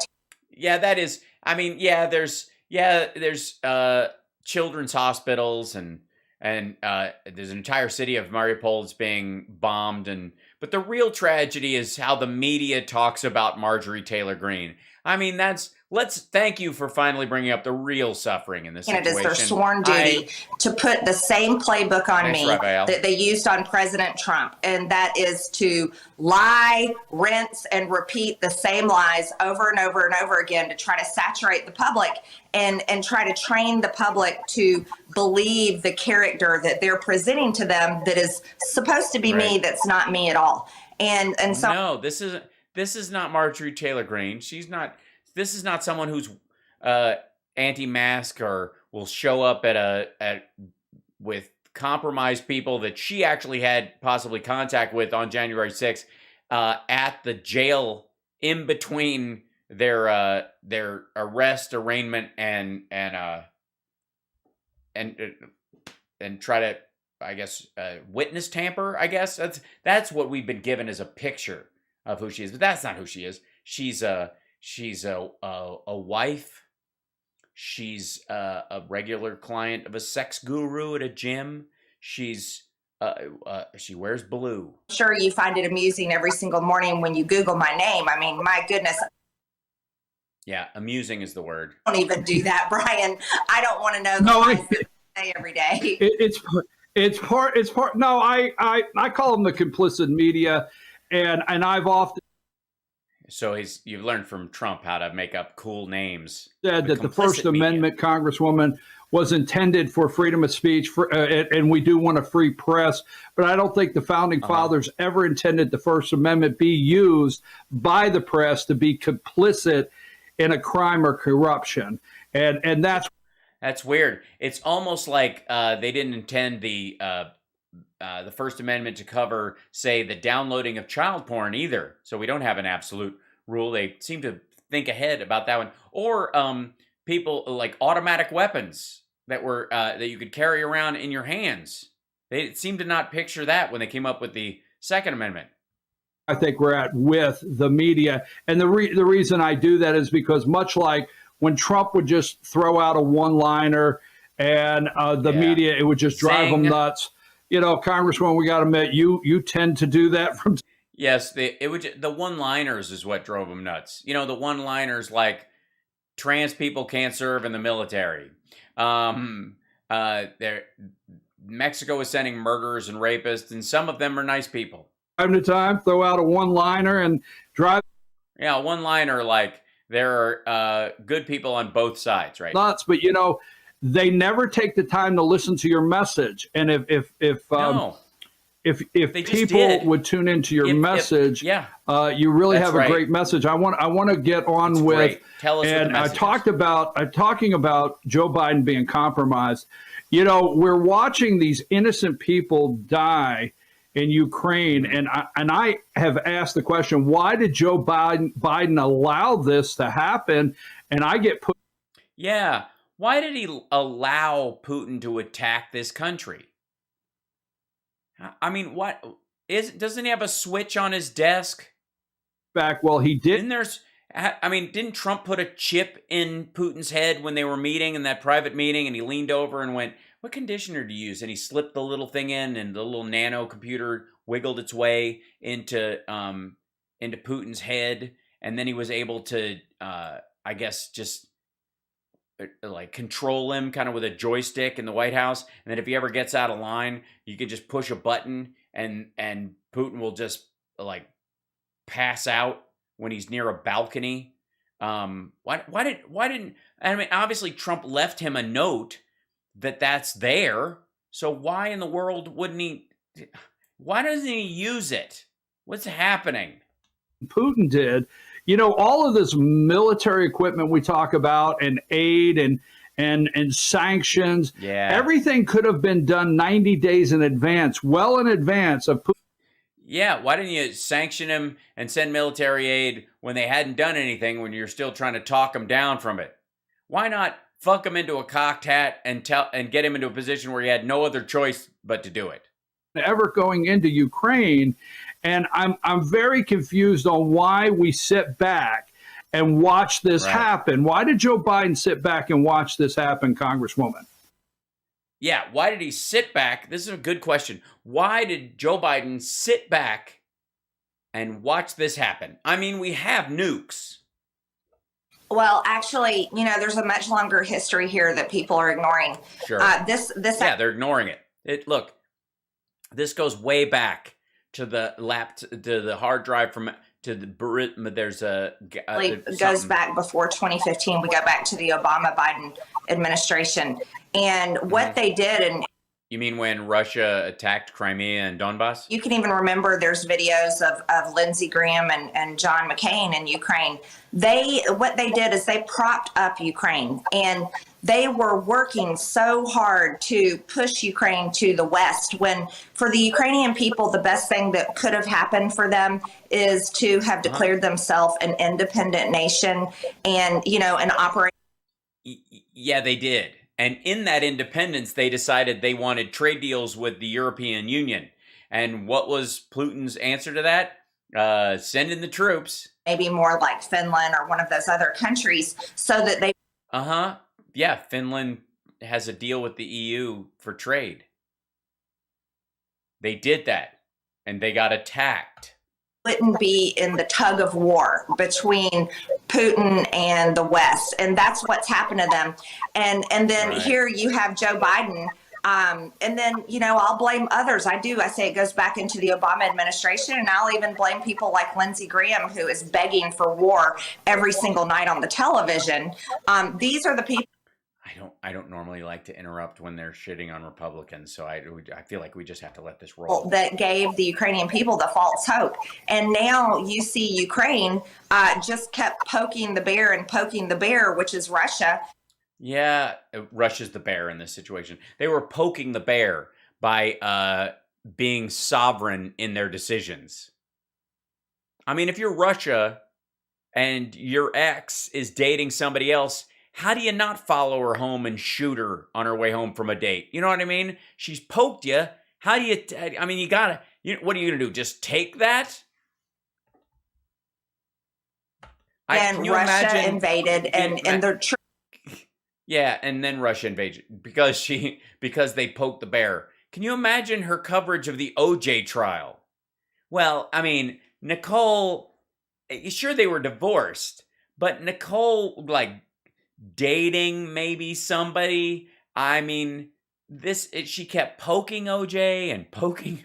And this is the hard truth to accept, there is no win for Ukraine here. Russia is being very successful in their invasion, even though we know different things on television. The things that we see and we know that are actually happening there I don't see a way out for Ukraine. Now, here's been my stance all along, Brian. I'm very so I mean, if you like at this point, just lay back and let it happen. Against America and American tax dollars and American troops. Those are our sons and daughters being used over and over again in foreign wars that we don't belong in, foreign wars that no one wins. And if we want to be real honest about these foreign wars, they're always about energy. They're either about oil, but now the new dawn for foreign the new dawn is all about green energy. It's about windmills. No war for windmills. Fucking hell. Wars is about rare earth minerals. And the big elephant in the room, so to speak, that everyone keeps ignoring and no one's talking about is the amount of lithium and other rare earth minerals that exist in Ukraine. And it may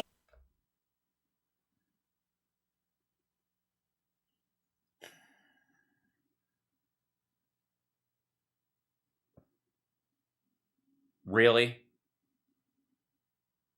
Really?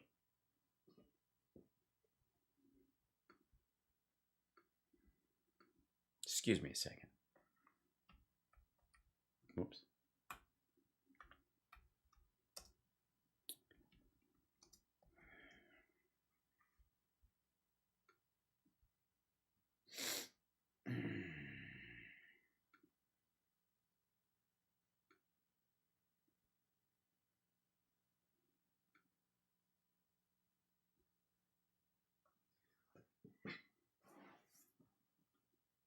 This dipshit thinks that we are fighting, God damn it, that we're fighting in Ukraine not to protect their democracy, but because we need lithium.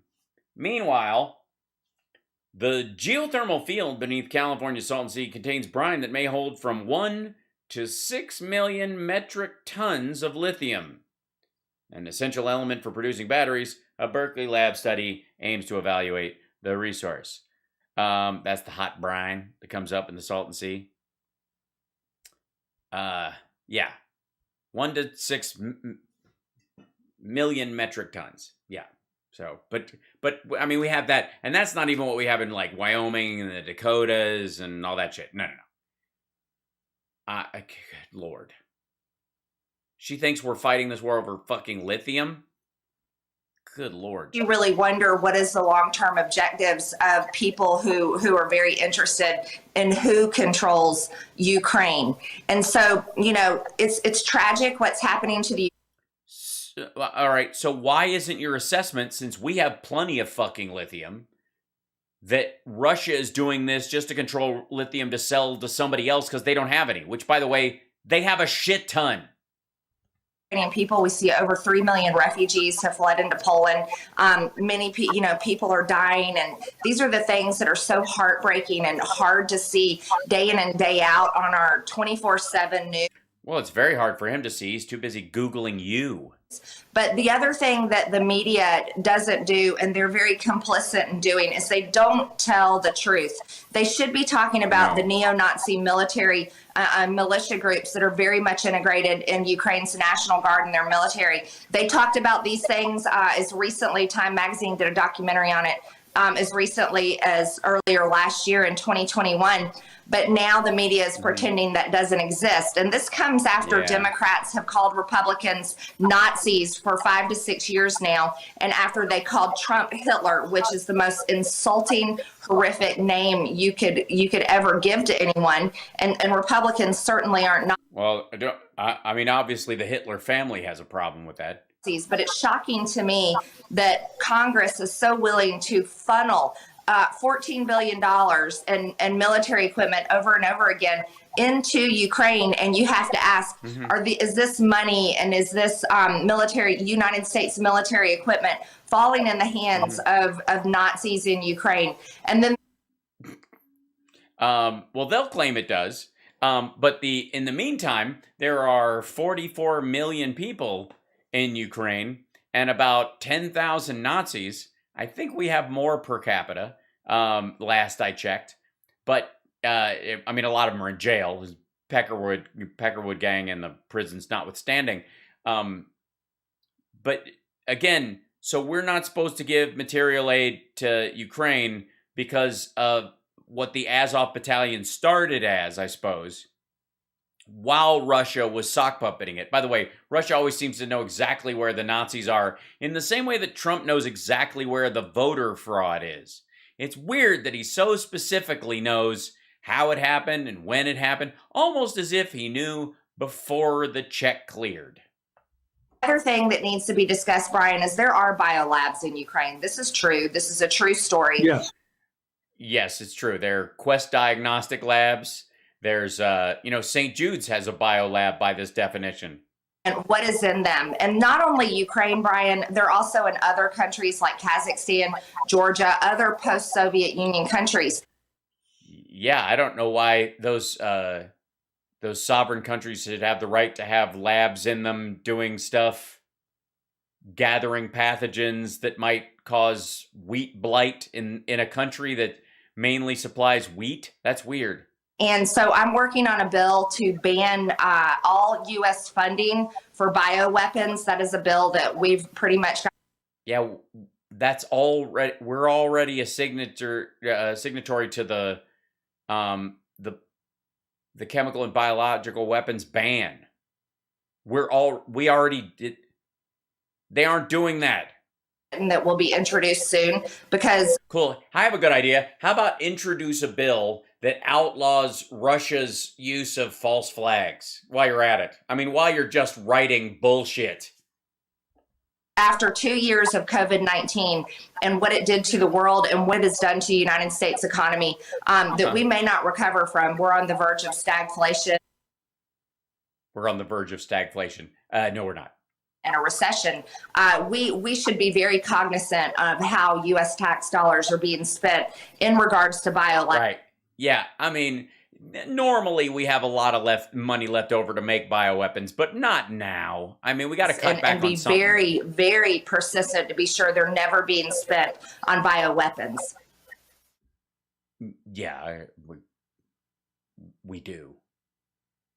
And by the way, the assertion that somehow we are making bioweapons from a sitting congressperson is fucked up. I mean, I suppose you could ask people on the intelligence committees if you're talking out of your ass, and they'll tell you are. Let me say this, and you brought this up. By no means, I tell the audience daily, I'm not a Putin sympathizer, but, and believe me, it's an enormous but. Let me say this. Nor okay? am I. I want to make that very clear. Nor am I. Putin. Yeah. And what I don't. Yeah. Put me in that column as well. I just think he's gonna win, so you should just let him. And you mention that in your videos. You do. You're very clear on that. You're very clear on that. I'm not a misogynist, but chicks today, am I right? Like how am I mean, I don't know why I don't buy it right out of the. But let me just say this. I watch in the morning the complicit media. The camera you set up in the trees outside her house. Yeah, because I want to see the narrative, and they are producing a war narrative that they want. And it's really sad. They're producing a narrative that it's so sad that they're producing this narrative that they want. They want the American people to see. Now, Zelensky, he went to the European Union Parliament, Parliament in the UK, Germany. Parliament Funkadelic. He went to a journey show. Canada, a joint session of Congress, which, by the way, you guys did not have to tape off chairs like the State of the Union. You were able to sit shoulder to shoulder, but that moving right along from that. Oh, right, because time passes forward. But he did all of that, and they're billing him. They're promoting him as the next Winston Churchill. Hi, how are you? Thanks. A smoothie for me? My girl brought me a smoothie. Isn't that lovely? Thanks, babe. Love you. How you doing? The toilet hold together? Yeah. Excellent. None of your business. I'm just leaving that there. I'm not gonna... Thank you for doing it. Yeah. Oh yeah, no problem. Sorry, it was a rush. She was trying to get started. Oh, that's okay. No. I was glad to do it. I assembled a toilet today. It's a long story. Pink. It's pink. I assembled a pink toilet. Who does it? I was busy. You're welcome. Yes, I can put together a toilet no matter what color it is. Love you. Hi. Yeah, Murph. What's going on, Murph? Really? Yeah, I've decided that Murphy is the cat equivalent of R2-D2, and none of us speak R2-D2. Right, Murph? Yeah.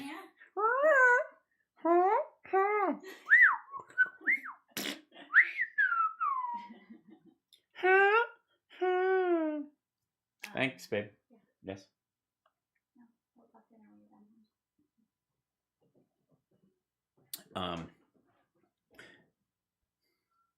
America eats its young. We do not. Piss off. No, I didn't break a toilet. I assembled one. You don't know how to put together a toilet?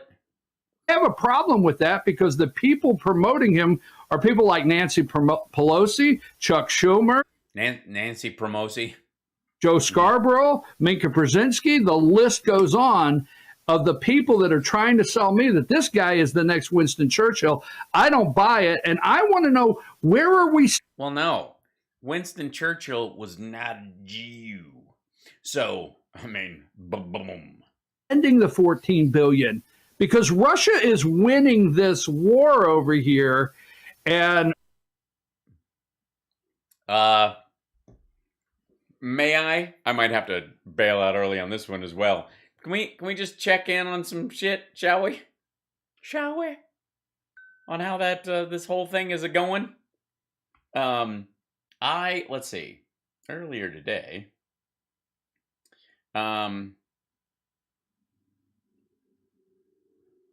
let's see.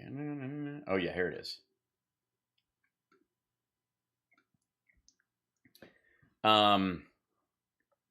This is the winning.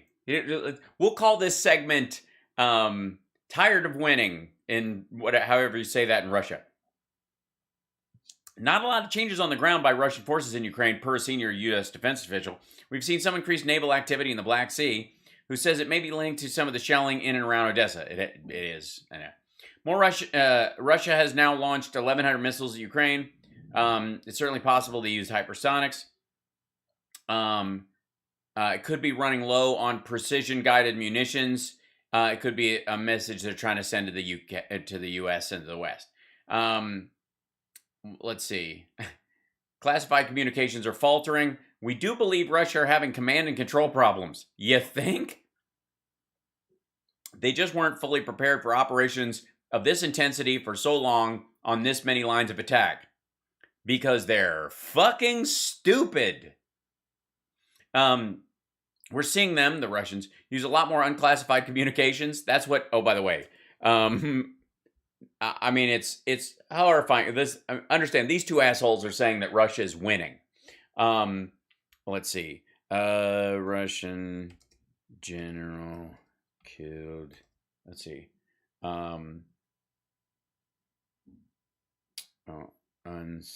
Unsecure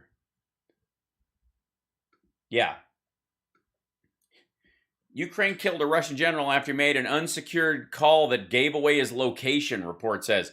This guy used his cell phone, and they used geolocation on his phone to fucking find him and killed him. Ukraine has said they have killed 4 generals so far, an unusual toll for senior officers. Let's see. Appearing to demonstrate that point, Ukraine released audio purporting to show a Russian soldier reporting the death of Karasimov to a superior. Released audio of the apparent call between 2 FSB agents discussing his death. That's that dude. First deputy commander of the Russia's 41st. But they're winning. I mean, it's part of Putin's plan. What you do is, you don't try to win right away. You drag it on and try to get as many of your soldiers killed as possible. What you want to do is, before you strike you move your big pincer move, you want to lose somewhere between 10, 15, 20% of your fighting force and most of your supply vehicles. It's a key part of strategy. It's from the parts that were left out of Sun Tzu's stuff because of the laughing. Russia has, and I'll get out of the way, but Russia has energy deals with China on coal. China's building coal-fired plants as fast as they can. They have energy deals Russia does with coal. Now, yeah, it's weird. China has 4 of the biggest coal mines in the world, but they're giant swimming pools now because of the flooding, because of the fucking 9,800 dams with cracks in them in the country. Gas, oil. They have deals with India on coal and No, they don't. Fuck you. What do you mean deals with India? China was buying Australian coal from companies in India because, hold on, fucking hell. Like, this is such a level of dumb. Whoops, hold on. This is fun.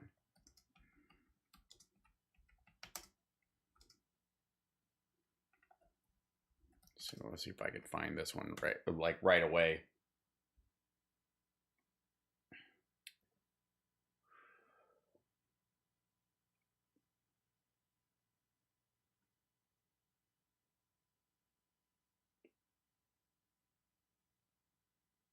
Yeah, here you go. This is from 2020. This is in the middle while we're all doing the COVID shit. See, these are all people. Soldiers fell to their death as India and China's troops fought with rocks.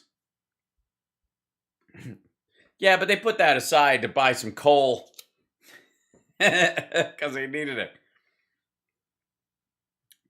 The hand-to-hand combat lasted hours on steep, jagged terrain with iron bars, rocks, and fists. Neither side carried guns. Most of the soldiers killed in the worst fighting between India and China in 60 years lost their footing or were knocked from the narrow Himalayan ridge, plunging to their deaths. I'm sorry to laugh at this, these poor saps dying like this, but I'm not laughing at them. I'm laughing at this asshole saying, China's got a deal to buy coal from India. They get a lot, they're thick as fucking thieves. India has reacted with shock and caution to the loss of at least 20 soldiers on its disputed border with China, with images of the Chinese President Xi Jinping burned in Indian cities. It's fine. Everything's fine. It's going fine. It's fine. I'd like to assure the nation that the sacrifice of our Jawans troops, Jawans, not Jawas, just for the record.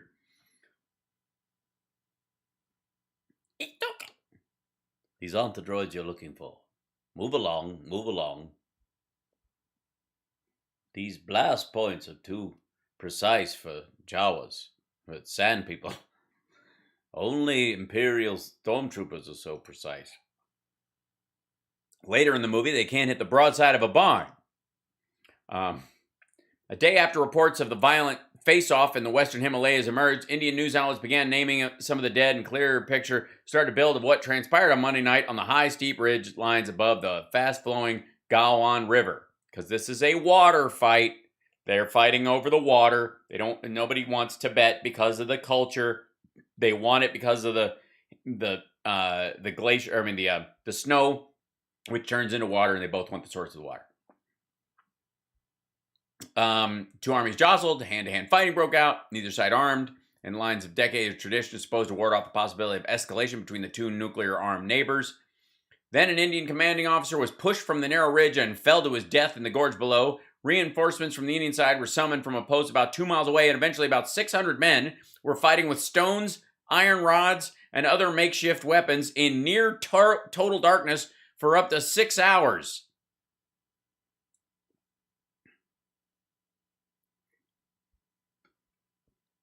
But, things are going very good. Oh, and this is fun. I think I showed you these guys. Hold on, let's see if this opens up. Hello, people. We are currently on set of the Guild Bitstamp launch. Oh, shut up. Shut up. I understand. Read more. Here we go. Sorry. I don't know why this Daily Motion thing has footage on it, but this little piece right here.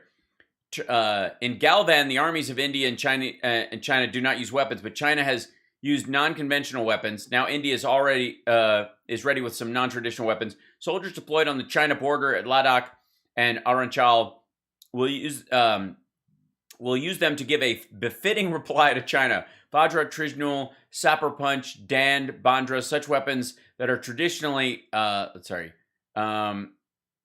see. Watch this report. So this is I guess it's an ad. Just found out that we're being turned into comic book. Oh, I don't care. Okay. Here you go. This is the report that I'm talking about. चीन के इस धोखे को भुलाए नहीं भूल सकते. That's the place where that people were falling to their 15 June deaths. को गलवान में चीन ने मक्कारी की सारी हदें पार कर पीठ में छुरा भोंका था. बात शांति की हो रही थी और गलाने वाली ठंड में चीन सैनिकों ने तार लगे डंडों और पत्थरों से भारतीय सेना पर हमला किया था. गलवान में दोनों देश की सेना हथियारों का इस्तेमाल. These troops are up in this area. I'm going to see if they show the actual weapons that they use. So the Indians have started bringing these traditional tridents that they use. Look at this shit. They're making. There it is. Hold on. Back the fuck up. Hold on. These are traditional weapons that they hold on. Back it. Where is it? Come here. The trident. You'll see it right. 1, 2, 3. Hold on. There you go. There you go. Whoops. Did you guys see the trident that was there? Yeah.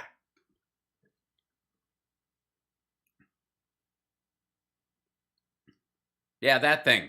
And it's electrified. Fucking hell.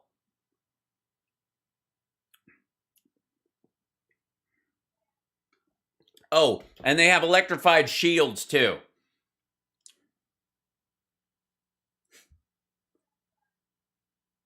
So this is like, just keep that in mind when people are like, India and China are going to team up and screw us all.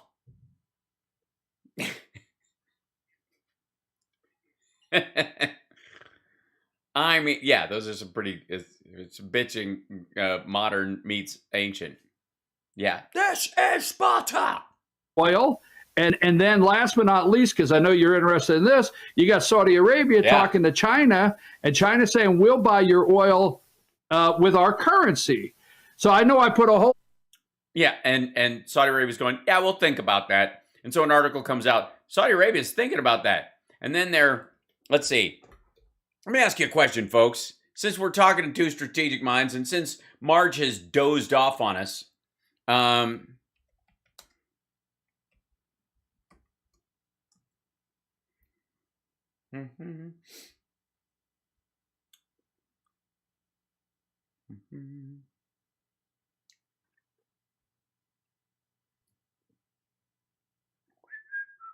me a second. Hold on. I mean, there's so much stuff here.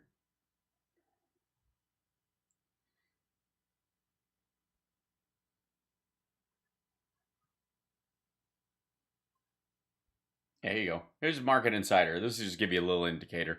Russia's oil may not save its economy as China lacks infrastructure to take on more supply, and Europe mulls formal ban. This was It's 7 hours ago. Russian oil may not save Putin's economy from crumbling amid the war with Ukraine. This is China doesn't even have the means to take it off their hands. And this is beyond even just their kind of the shitty nature of their economy right now. And by the way, do you think the truck, every time you see these truckers, they're like, we basically live in China right now. No, you fucking well do not.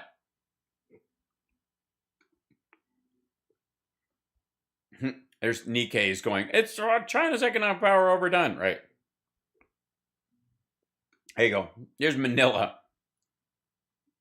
Recently released, economic data for the first 2 months of 2022 showed that China's economy has grown better than expected with strong rebound in key areas. Economists say the Chinese economy has shown good resilience in the face of pressures and challenges and expect greater potential for it in the future. Since the beginning of the year, growth in Chinese industrial production, investment, and consumption have accelerated from a grinding halt. But percentage-wise, it's way up. And its import and export volume also maintains its expansion momentum, thanks to the implementation of macro policies to stabilize growth. Meanwhile, when was this? This is March 23rd. So this is relatively new. Okay. Hang out real quick. Hang out March. Let's see. Chinese lockdown. Meanwhile,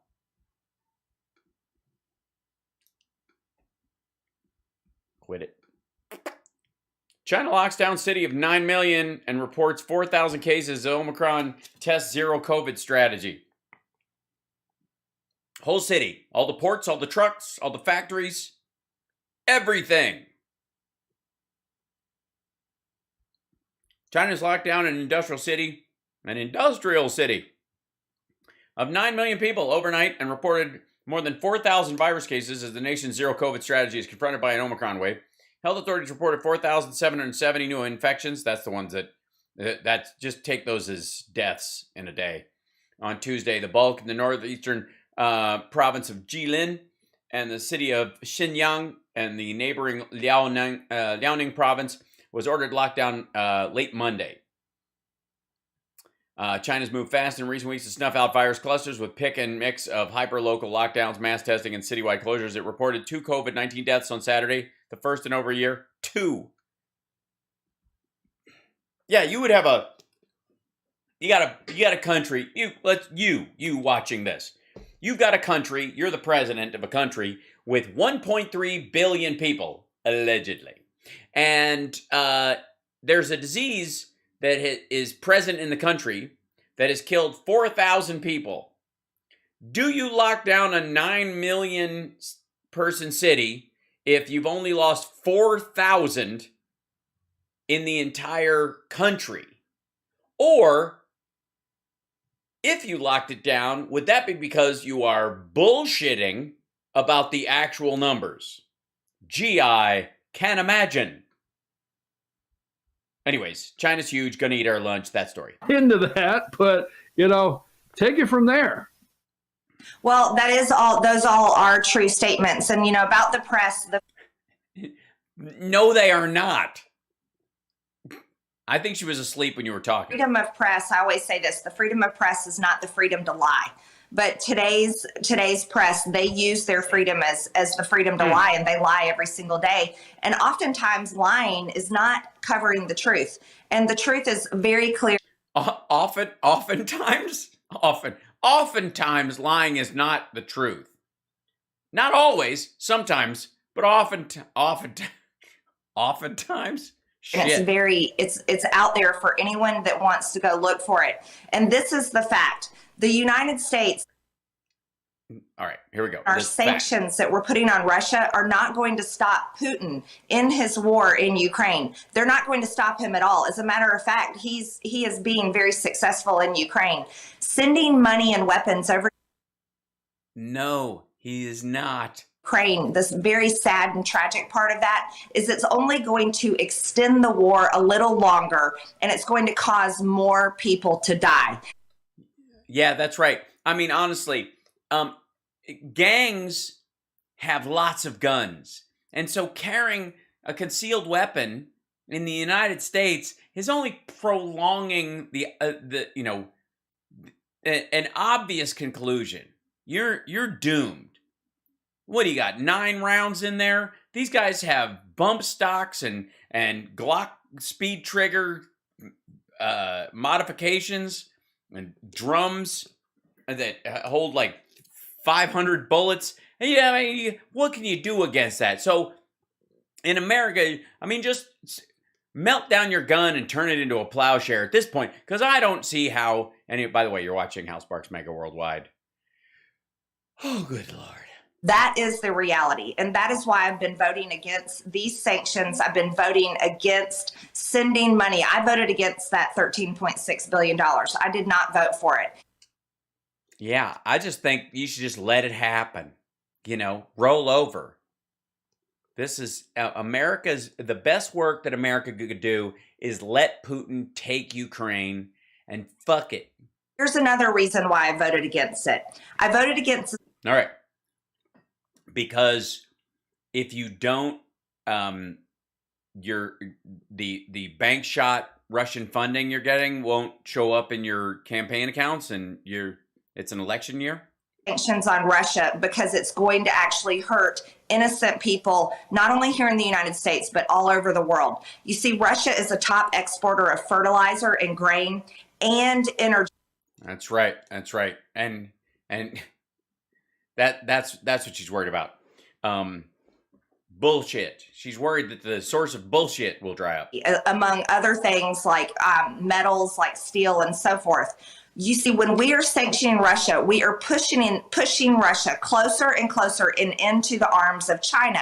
President Xi and President Putin have been negotiating constantly. Just a few months ago, President Putin made a deal with China, a $117.5 billion deal to sell them oil and gas. We just had India do a deal with Russia where India is buying oil and gas, and they're paying in rupees. They're paying in the Russian currency. Saudi Arabia, the king of Saudi Arabia, is not answering. In rupees? I mean, that's news. So Russia has just gone off the ruble entirely and is now using rupees. Joe Biden's. Are you sure it's not roofies? I mean, you've been spending a lot of time at Mar-a-Lago. It's very possible that is the current. Calls. Neither is the UAE. And now you have Syria going in and meeting with these countries, and they haven't done that in a long time. We're seeing negotiating with Venezuela. We're seeing negotiating all over the world. The biggest danger we're in, Brian, is for these countries who are getting tired of the United States and getting tired. Oh my God, they're getting tired of us. They're tired of our bullshit. All our democracy bullshit. Our rules, and getting tired of the United States telling them what. Yeah, telling them what to do. Like, don't invade countries and kill their people when their people are trying to live free. What the fuck, America? What's wrong with you? They need to do, whether we're right and they're wrong. That's off the table. They're getting tired. Yeah, it's off the table. It doesn't matter if we're right. It's this war. The way you win a war is by letting the other side do whatever the fuck they want. Who cares if we're morally correct? When has morality ever been a factor in any of this? Why would we? How dare we? United States. And so they're looking to China and very much in major discussions with doing trade in China's currency. And when we see that start to happen, and we have two competing currencies in the world, China's currency and the United States dollar. So we're not.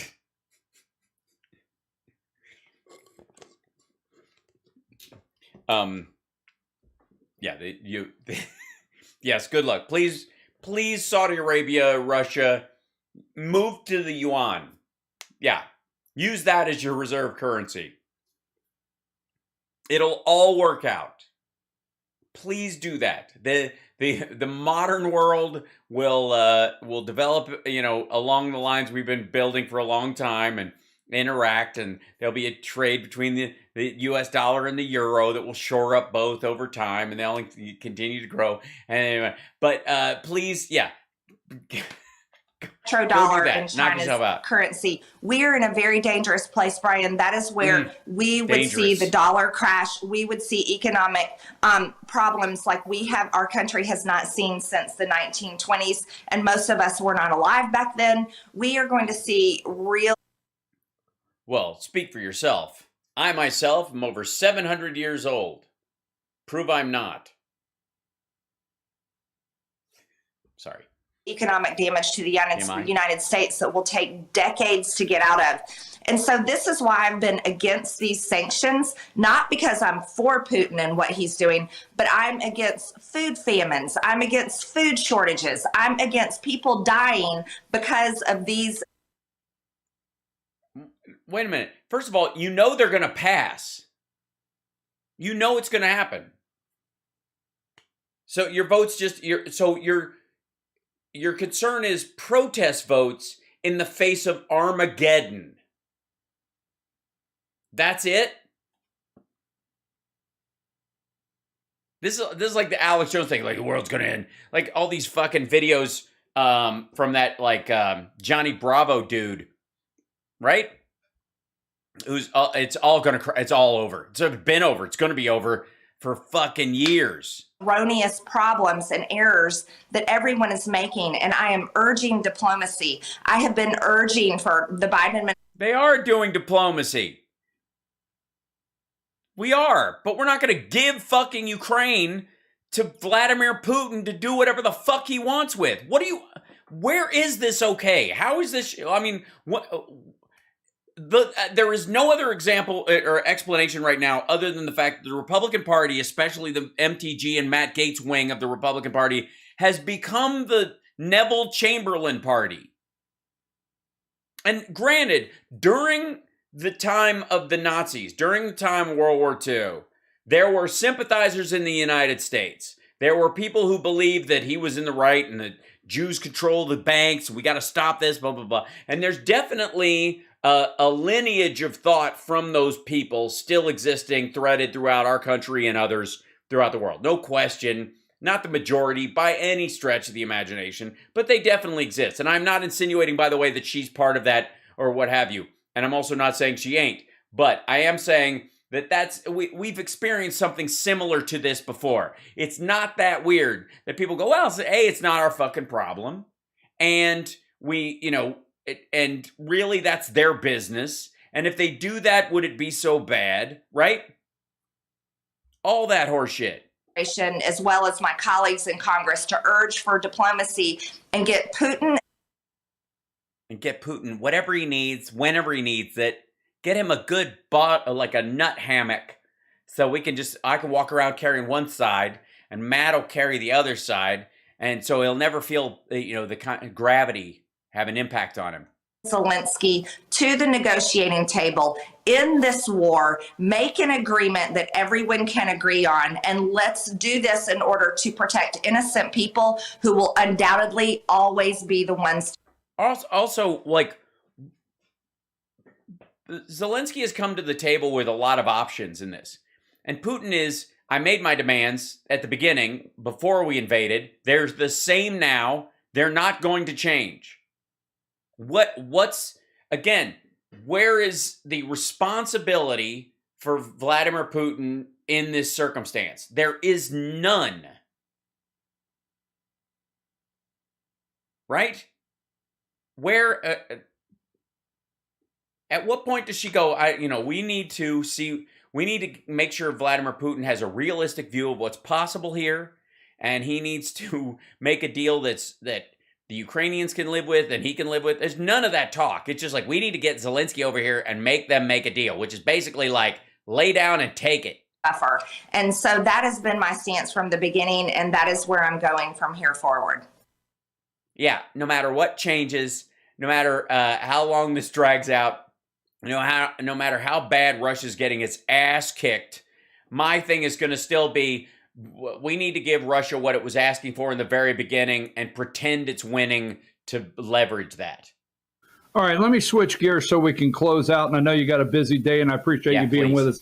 Let's go. Yeah, I don't trust that that's true either. 2022 and what many are perceiving and hoping to be a red wave where we could take back, the Republicans could take back the House. But let me say this, the Republican messaging. Now, we just passed, a $1.5 trillion pound kidney stone spending bill with this aid package to Ukraine. Now, thank you, first of all, for voting no. But an enormous amount of Republicans voted yes for this. Earmarks are in this. I mean, people putting in their... It's the budget, fucko. ...list again. If Republicans take back the House in 2022, I will say this. I'm going to say this because I know your district. And I have been to many events in your district, and Yeah, as long as they serve barbecue. Back and listen to the long line and what a lot of the people tell you, okay? Yes, when you're in line at the buffet, people talk. They don't want Republicans just to take back the House. They want them to actually be Republicans now when they take back the House and cut spending and cut the waste and cut all the nonsense, do they not? Oh, I totally agree. As a matter of fact, Yeah, it's going to be great. She's going to run in her district this year as somebody who will not spend one more dime for her district. Her district, she's going to tell them, we're going to be an example. We're going to tighten our belt, and we're not going to add a dime to the deficit as a district as long as I am your representative. We're not. As a matter of fact, our roads and bridges are fine. We'll live with some potholes so we don't have to pass on the cost of those repairs to our grandchildren and our grandchildren's grandchildren. And you people in my district, you need to vote for me so that I won't bring anything, not just to our district, but not to Georgia either. No, we've got I agree with them wholeheartedly. And I blame wholeheartedly. And that's why she'll be running on I'm not spending any fucking money on this dump of a district ever again. Republicans, oftentimes for the problem that we're in right now. You see, if Republicans always did what they say they were going to do or actually put into action what they say they believe, we wouldn't be having any of the problems we're having right now. But now we're over $30 trillion in debt because Republicans don't actually stand up against the things they say they're against. And so, yes, I fully agree with you, Brian, and I fully agree with every single person that tells. And by the way, what they're against, what she means is Social Security. Not Medicare for all. Social Security and public schools and roads and airports and the FAA and defense spending. Republicans need a complete plan, and I'm excited to let you know, and you can tell many other people, I actually have a plan that I'm preparing to release. It's called the American Revival, because I believe we need to revive who we are as a country, and that's not just... Yes, that's what a revival means. We have to revive. Basically, it's the American Defibrillation Plan.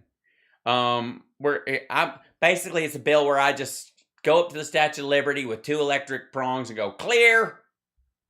And how we spend Americans' hard-earned tax dollars, but that's who we are as a people, and that even goes down to our faith and putting our faith in action. And so I'm excited to release this plan pretty soon. In what? Clearly not faith in the Ukrainian people, but okay. We're putting the finishing works on it, but I believe it's important if Republicans...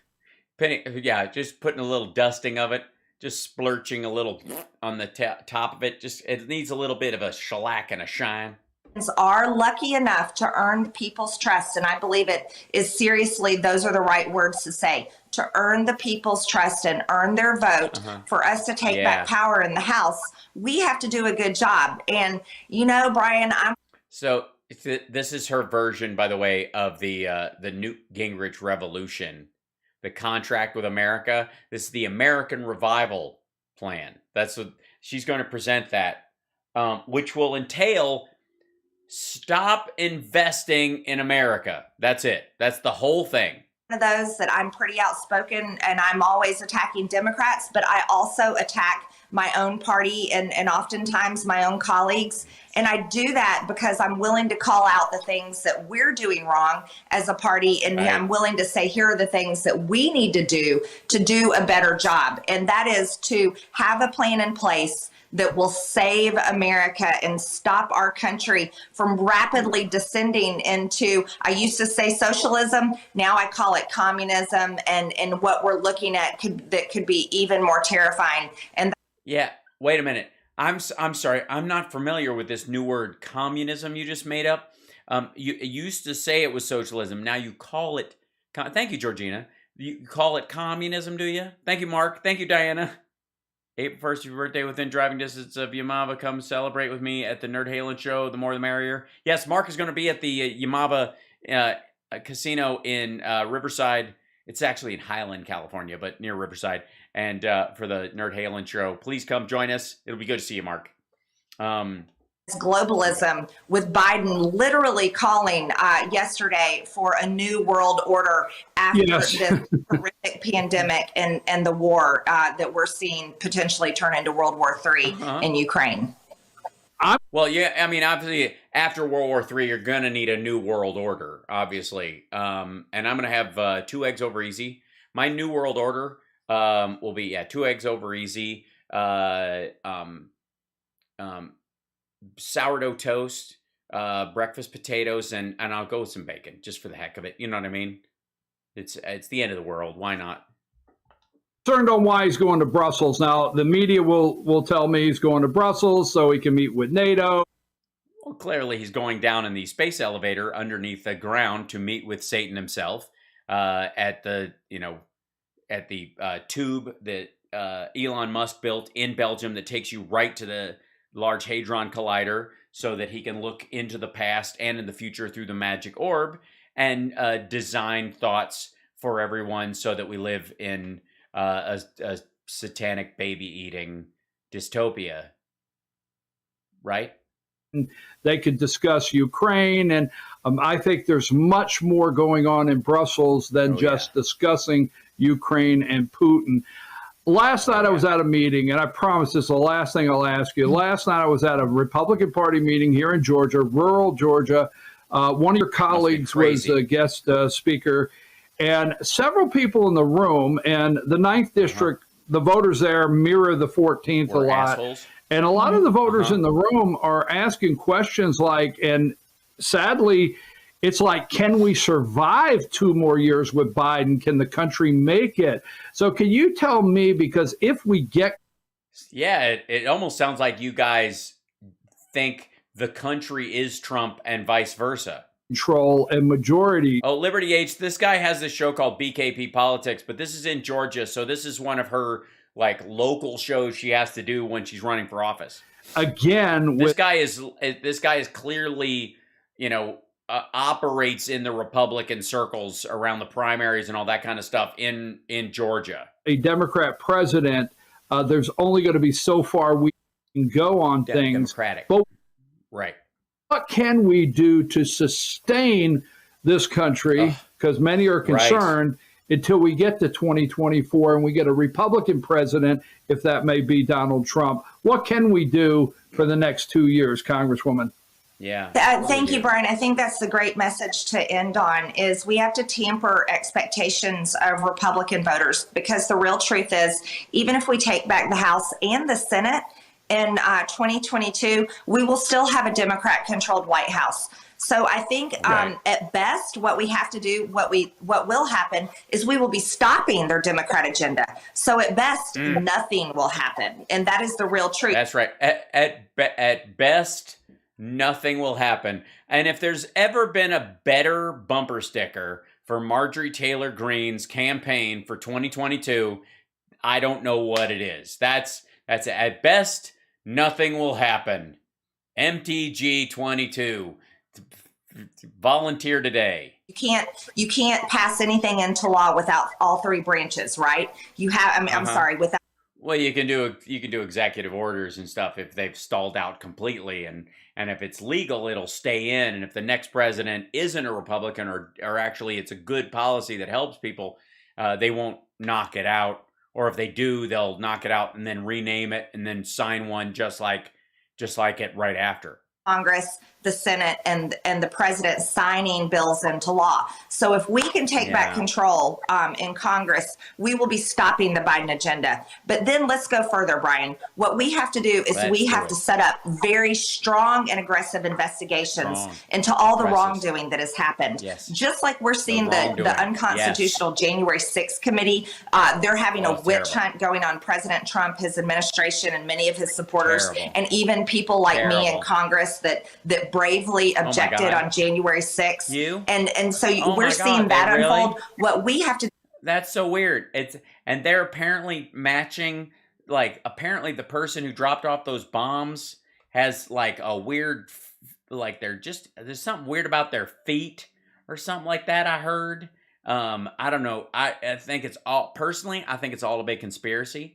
Don't forget. But honest to God, I think maybe he might be part of it. I think this fella Googles you every day because he's probably part of the January 6th commission, the unselect committee on this. And I would worry because why else would he be Googling you every day with safe search off? There's no reason why you would think that's okay. If Republicans take back the houses, we have to set up constitutional committees that will aggressively pursue all of the corruption and the wrongdoing, everything from what Dr. Fauci did, funding of Eco Alliance and COVID-19 and the Wuhan lab in China. We also need to look into these biolabs in Ukraine and other countries and what is happening there. We need to go further and we need to investigate. We need anything where we're looking at Putin and Russia. We got to stop that and see why. Not only Hunter Biden and his corrupt business dealings, but Joe Biden. And most importantly, and I know people are afraid of Kamala Harris being president, but we need to impeach Joe Biden. It is completely wrong to leave this man in place when he is so guilty of abuse of power. And I'll go further. He is guilty of treason against the United States American citizens for not securing our border and not following the promise that he made when he swore his oath as president of the United States. Again, what the based? I mean, we know this is bullshit, but what is that based on? Just because everybody on Fox says the border is open doesn't mean it is. You see, there's many things that we need to do and pursue as a Republican-controlled Congress that we should do. That are an absolute waste of time and taxpayer dollars because we need to save taxpayer dollars. If we can earn people's trust and vote to take back that. Yes. Let's earn their trust and vote because the first thing you're going to do is try to impeach the president and make Kamala Harris president. House in 2022. And Brian, I'll finish on this point because it's something that I hear constantly.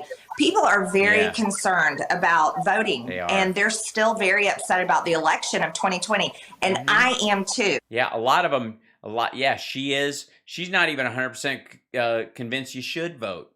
You know, there's a lot to this that says, you know, maybe your vote won't count. Maybe, you know, it doesn't, you know, maybe it doesn't even matter if you vote or whatever because it's just going to be changed by China and probably go through Ukraine and Spain, mainly via plane. I want to make that very clear. I am still upset about the outcome Yeah, everybody, you're upset. We get it. Failures to stop voter fraud and to completely investigate and prosecute people guilty of voter fraud in 2020 because I fully believe that it happened, and I do not believe that Joe Biden fairly won the 2020 presidential election. I believe that he did not fairly win the presidential election. Trump did, and I'm upset about that, and I'm constantly upset about it, and we are still trying to figure out ways to we still figure out ways to disenfranchise Republican voters and make them not want to vote because I mean honestly, if you're being cheated like that, what's the What's the point? Solve the problem. But the other thing is this, Brian, I also hear people, and they tell me this, and they're still so upset about that election that they are saying they will not vote. And here's my message for anyone that is. Just enjoy that for a moment. This is a real problem they have. And it's all Trump. And her too. I mean, she and other people but mainly Trump talking people out of fucking voting. Feels that way. I completely have empathy and compassion for those feelings. Totally. But if we stay home and people do not vote, even if they're upset and don't trust the system, then we are the ones handing the victory over to the Democrats. And in our state,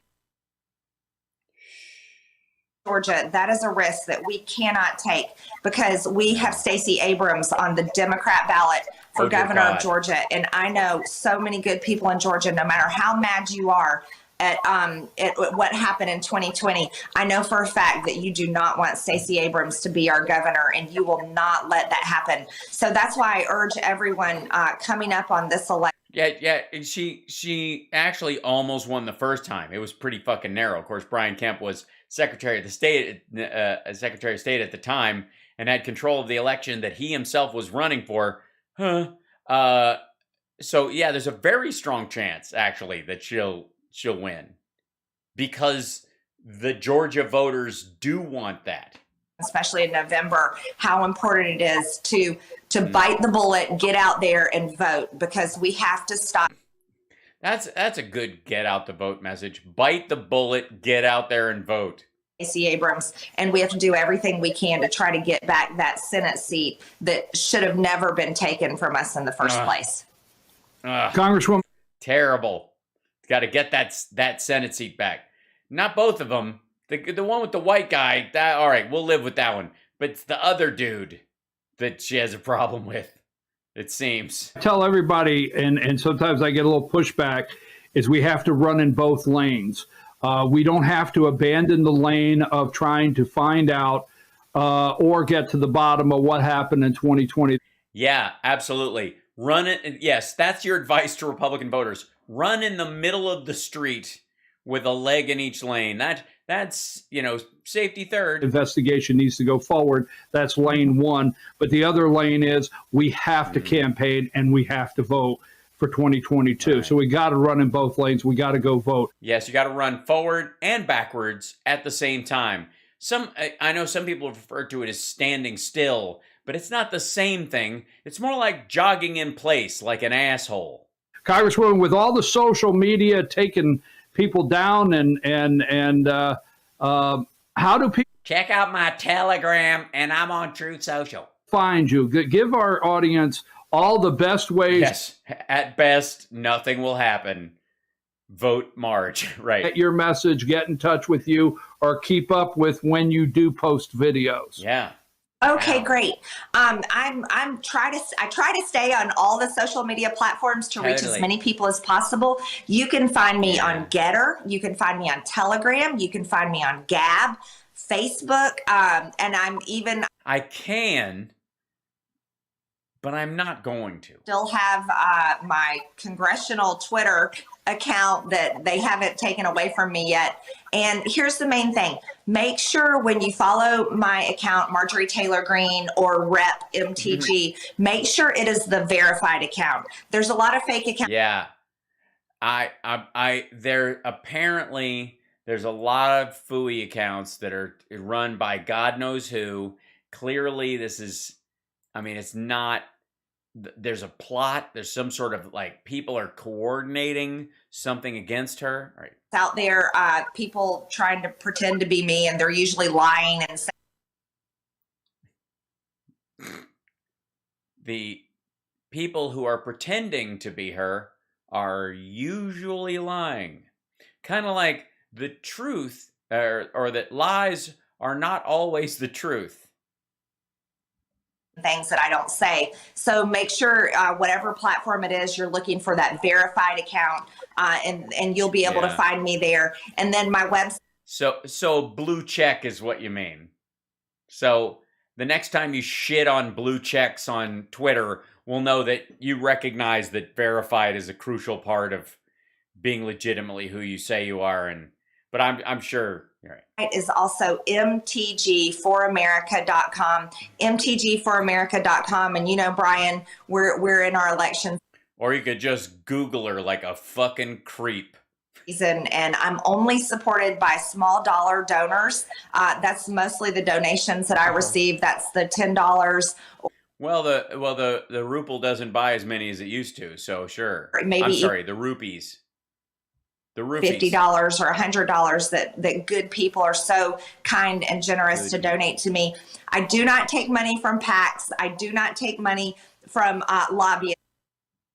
Yeah, you don't do. They spend it on your behalf. We know that. Because those aren't the people that I work for. I only work for the great people here in Northwest Georgia. And yeah, no, PACs spend money on your behalf. They take in money and they spend it supporting you, but you don't take that money. The fuck? Just good Americans all over the country. So please keep me in mind if anyone is willing to be generous enough to help me in my campaign. There you go. That's what this is all about. It's just like Alex Jones, the clip we showed before. It's just like Jimmy with his fucking show and Russell with his ads at the beginning.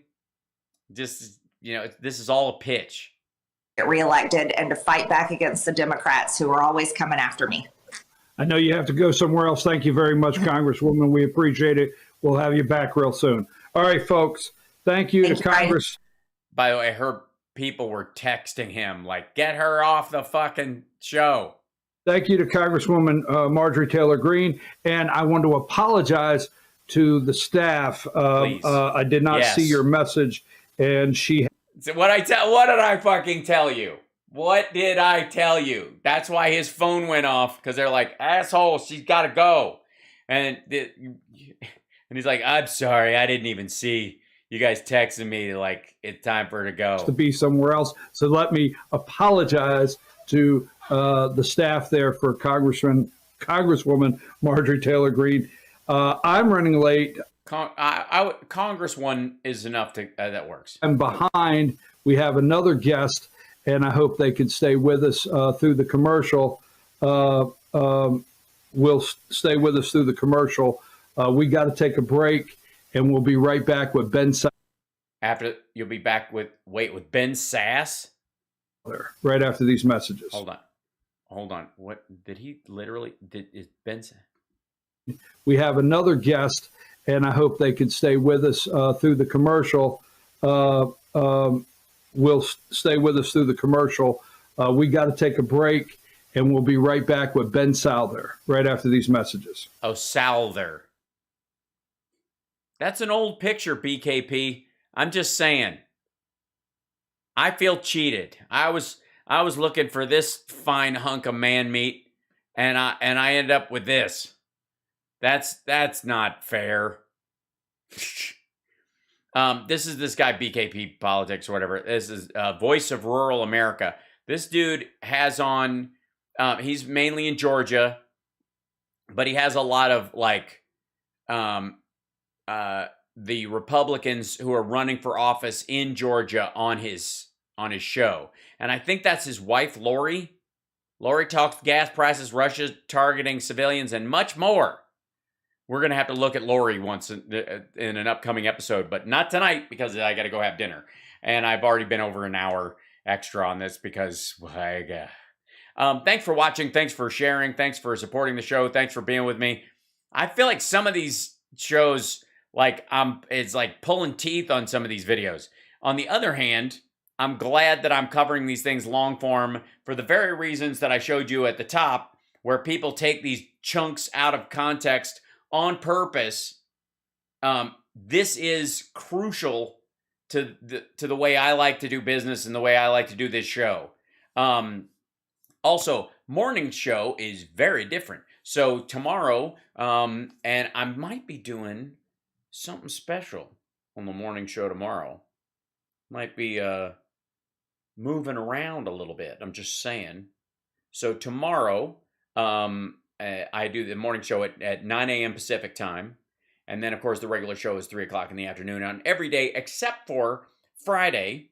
except for Thursday, which we do at 4 o'clock. And of course, on Saturday, just the radio show, HAL Sparks radio program, Mega Worldwide. Now, I will be doing that show, I think, from LA. I'm going to have to probably go in Friday night, so I'm there in time to do the show, because I have something to do on Saturday night in LA, but I've got to do a show from here, like a Zoom interview show here from here at 11 a.m. So obviously I have to wait until it'll be a night drive, but hopefully I won't wipe myself out.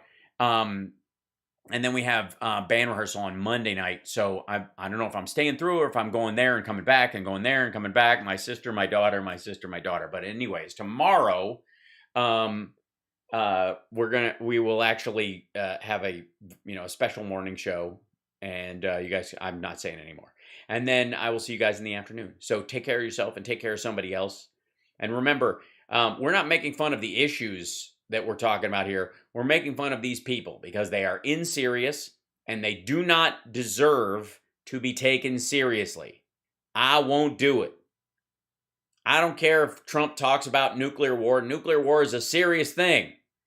But him talking about it is like a toddler talking about it. Don't care. So anytime you're like, you can't make fun of these things, it's upsetting because these are serious things. No. We're not. We're mocking the messenger, not the topic. Be very clear about that, because there's no situation where in any of these cases I am going to actually pretend that these people have anything legit to add to the conversation. Unlike you guys in the chat, and thank you so much. Thanks for the support. Thanks for the bits. Oh my gosh, Mega Lucari. Cheers. So I've had a rough time lately with my brain running in circles, making me feel like we're at the end of the world. So I was hoping you could help me come back from the brink here. Well, believe me, the world is not going to end. I know that's depressing to some people, but it ain't. It's going to keep on spinning. And we're going to look back on this like people look back at the Bay of Pigs and all that kind of stuff. And I'm sure it was very scary at the time, but fear not. Dundragon, thank you so much. DC, thank you so much. Diana, thank you. Georgina Poole, thank you. And I will see you tomorrow.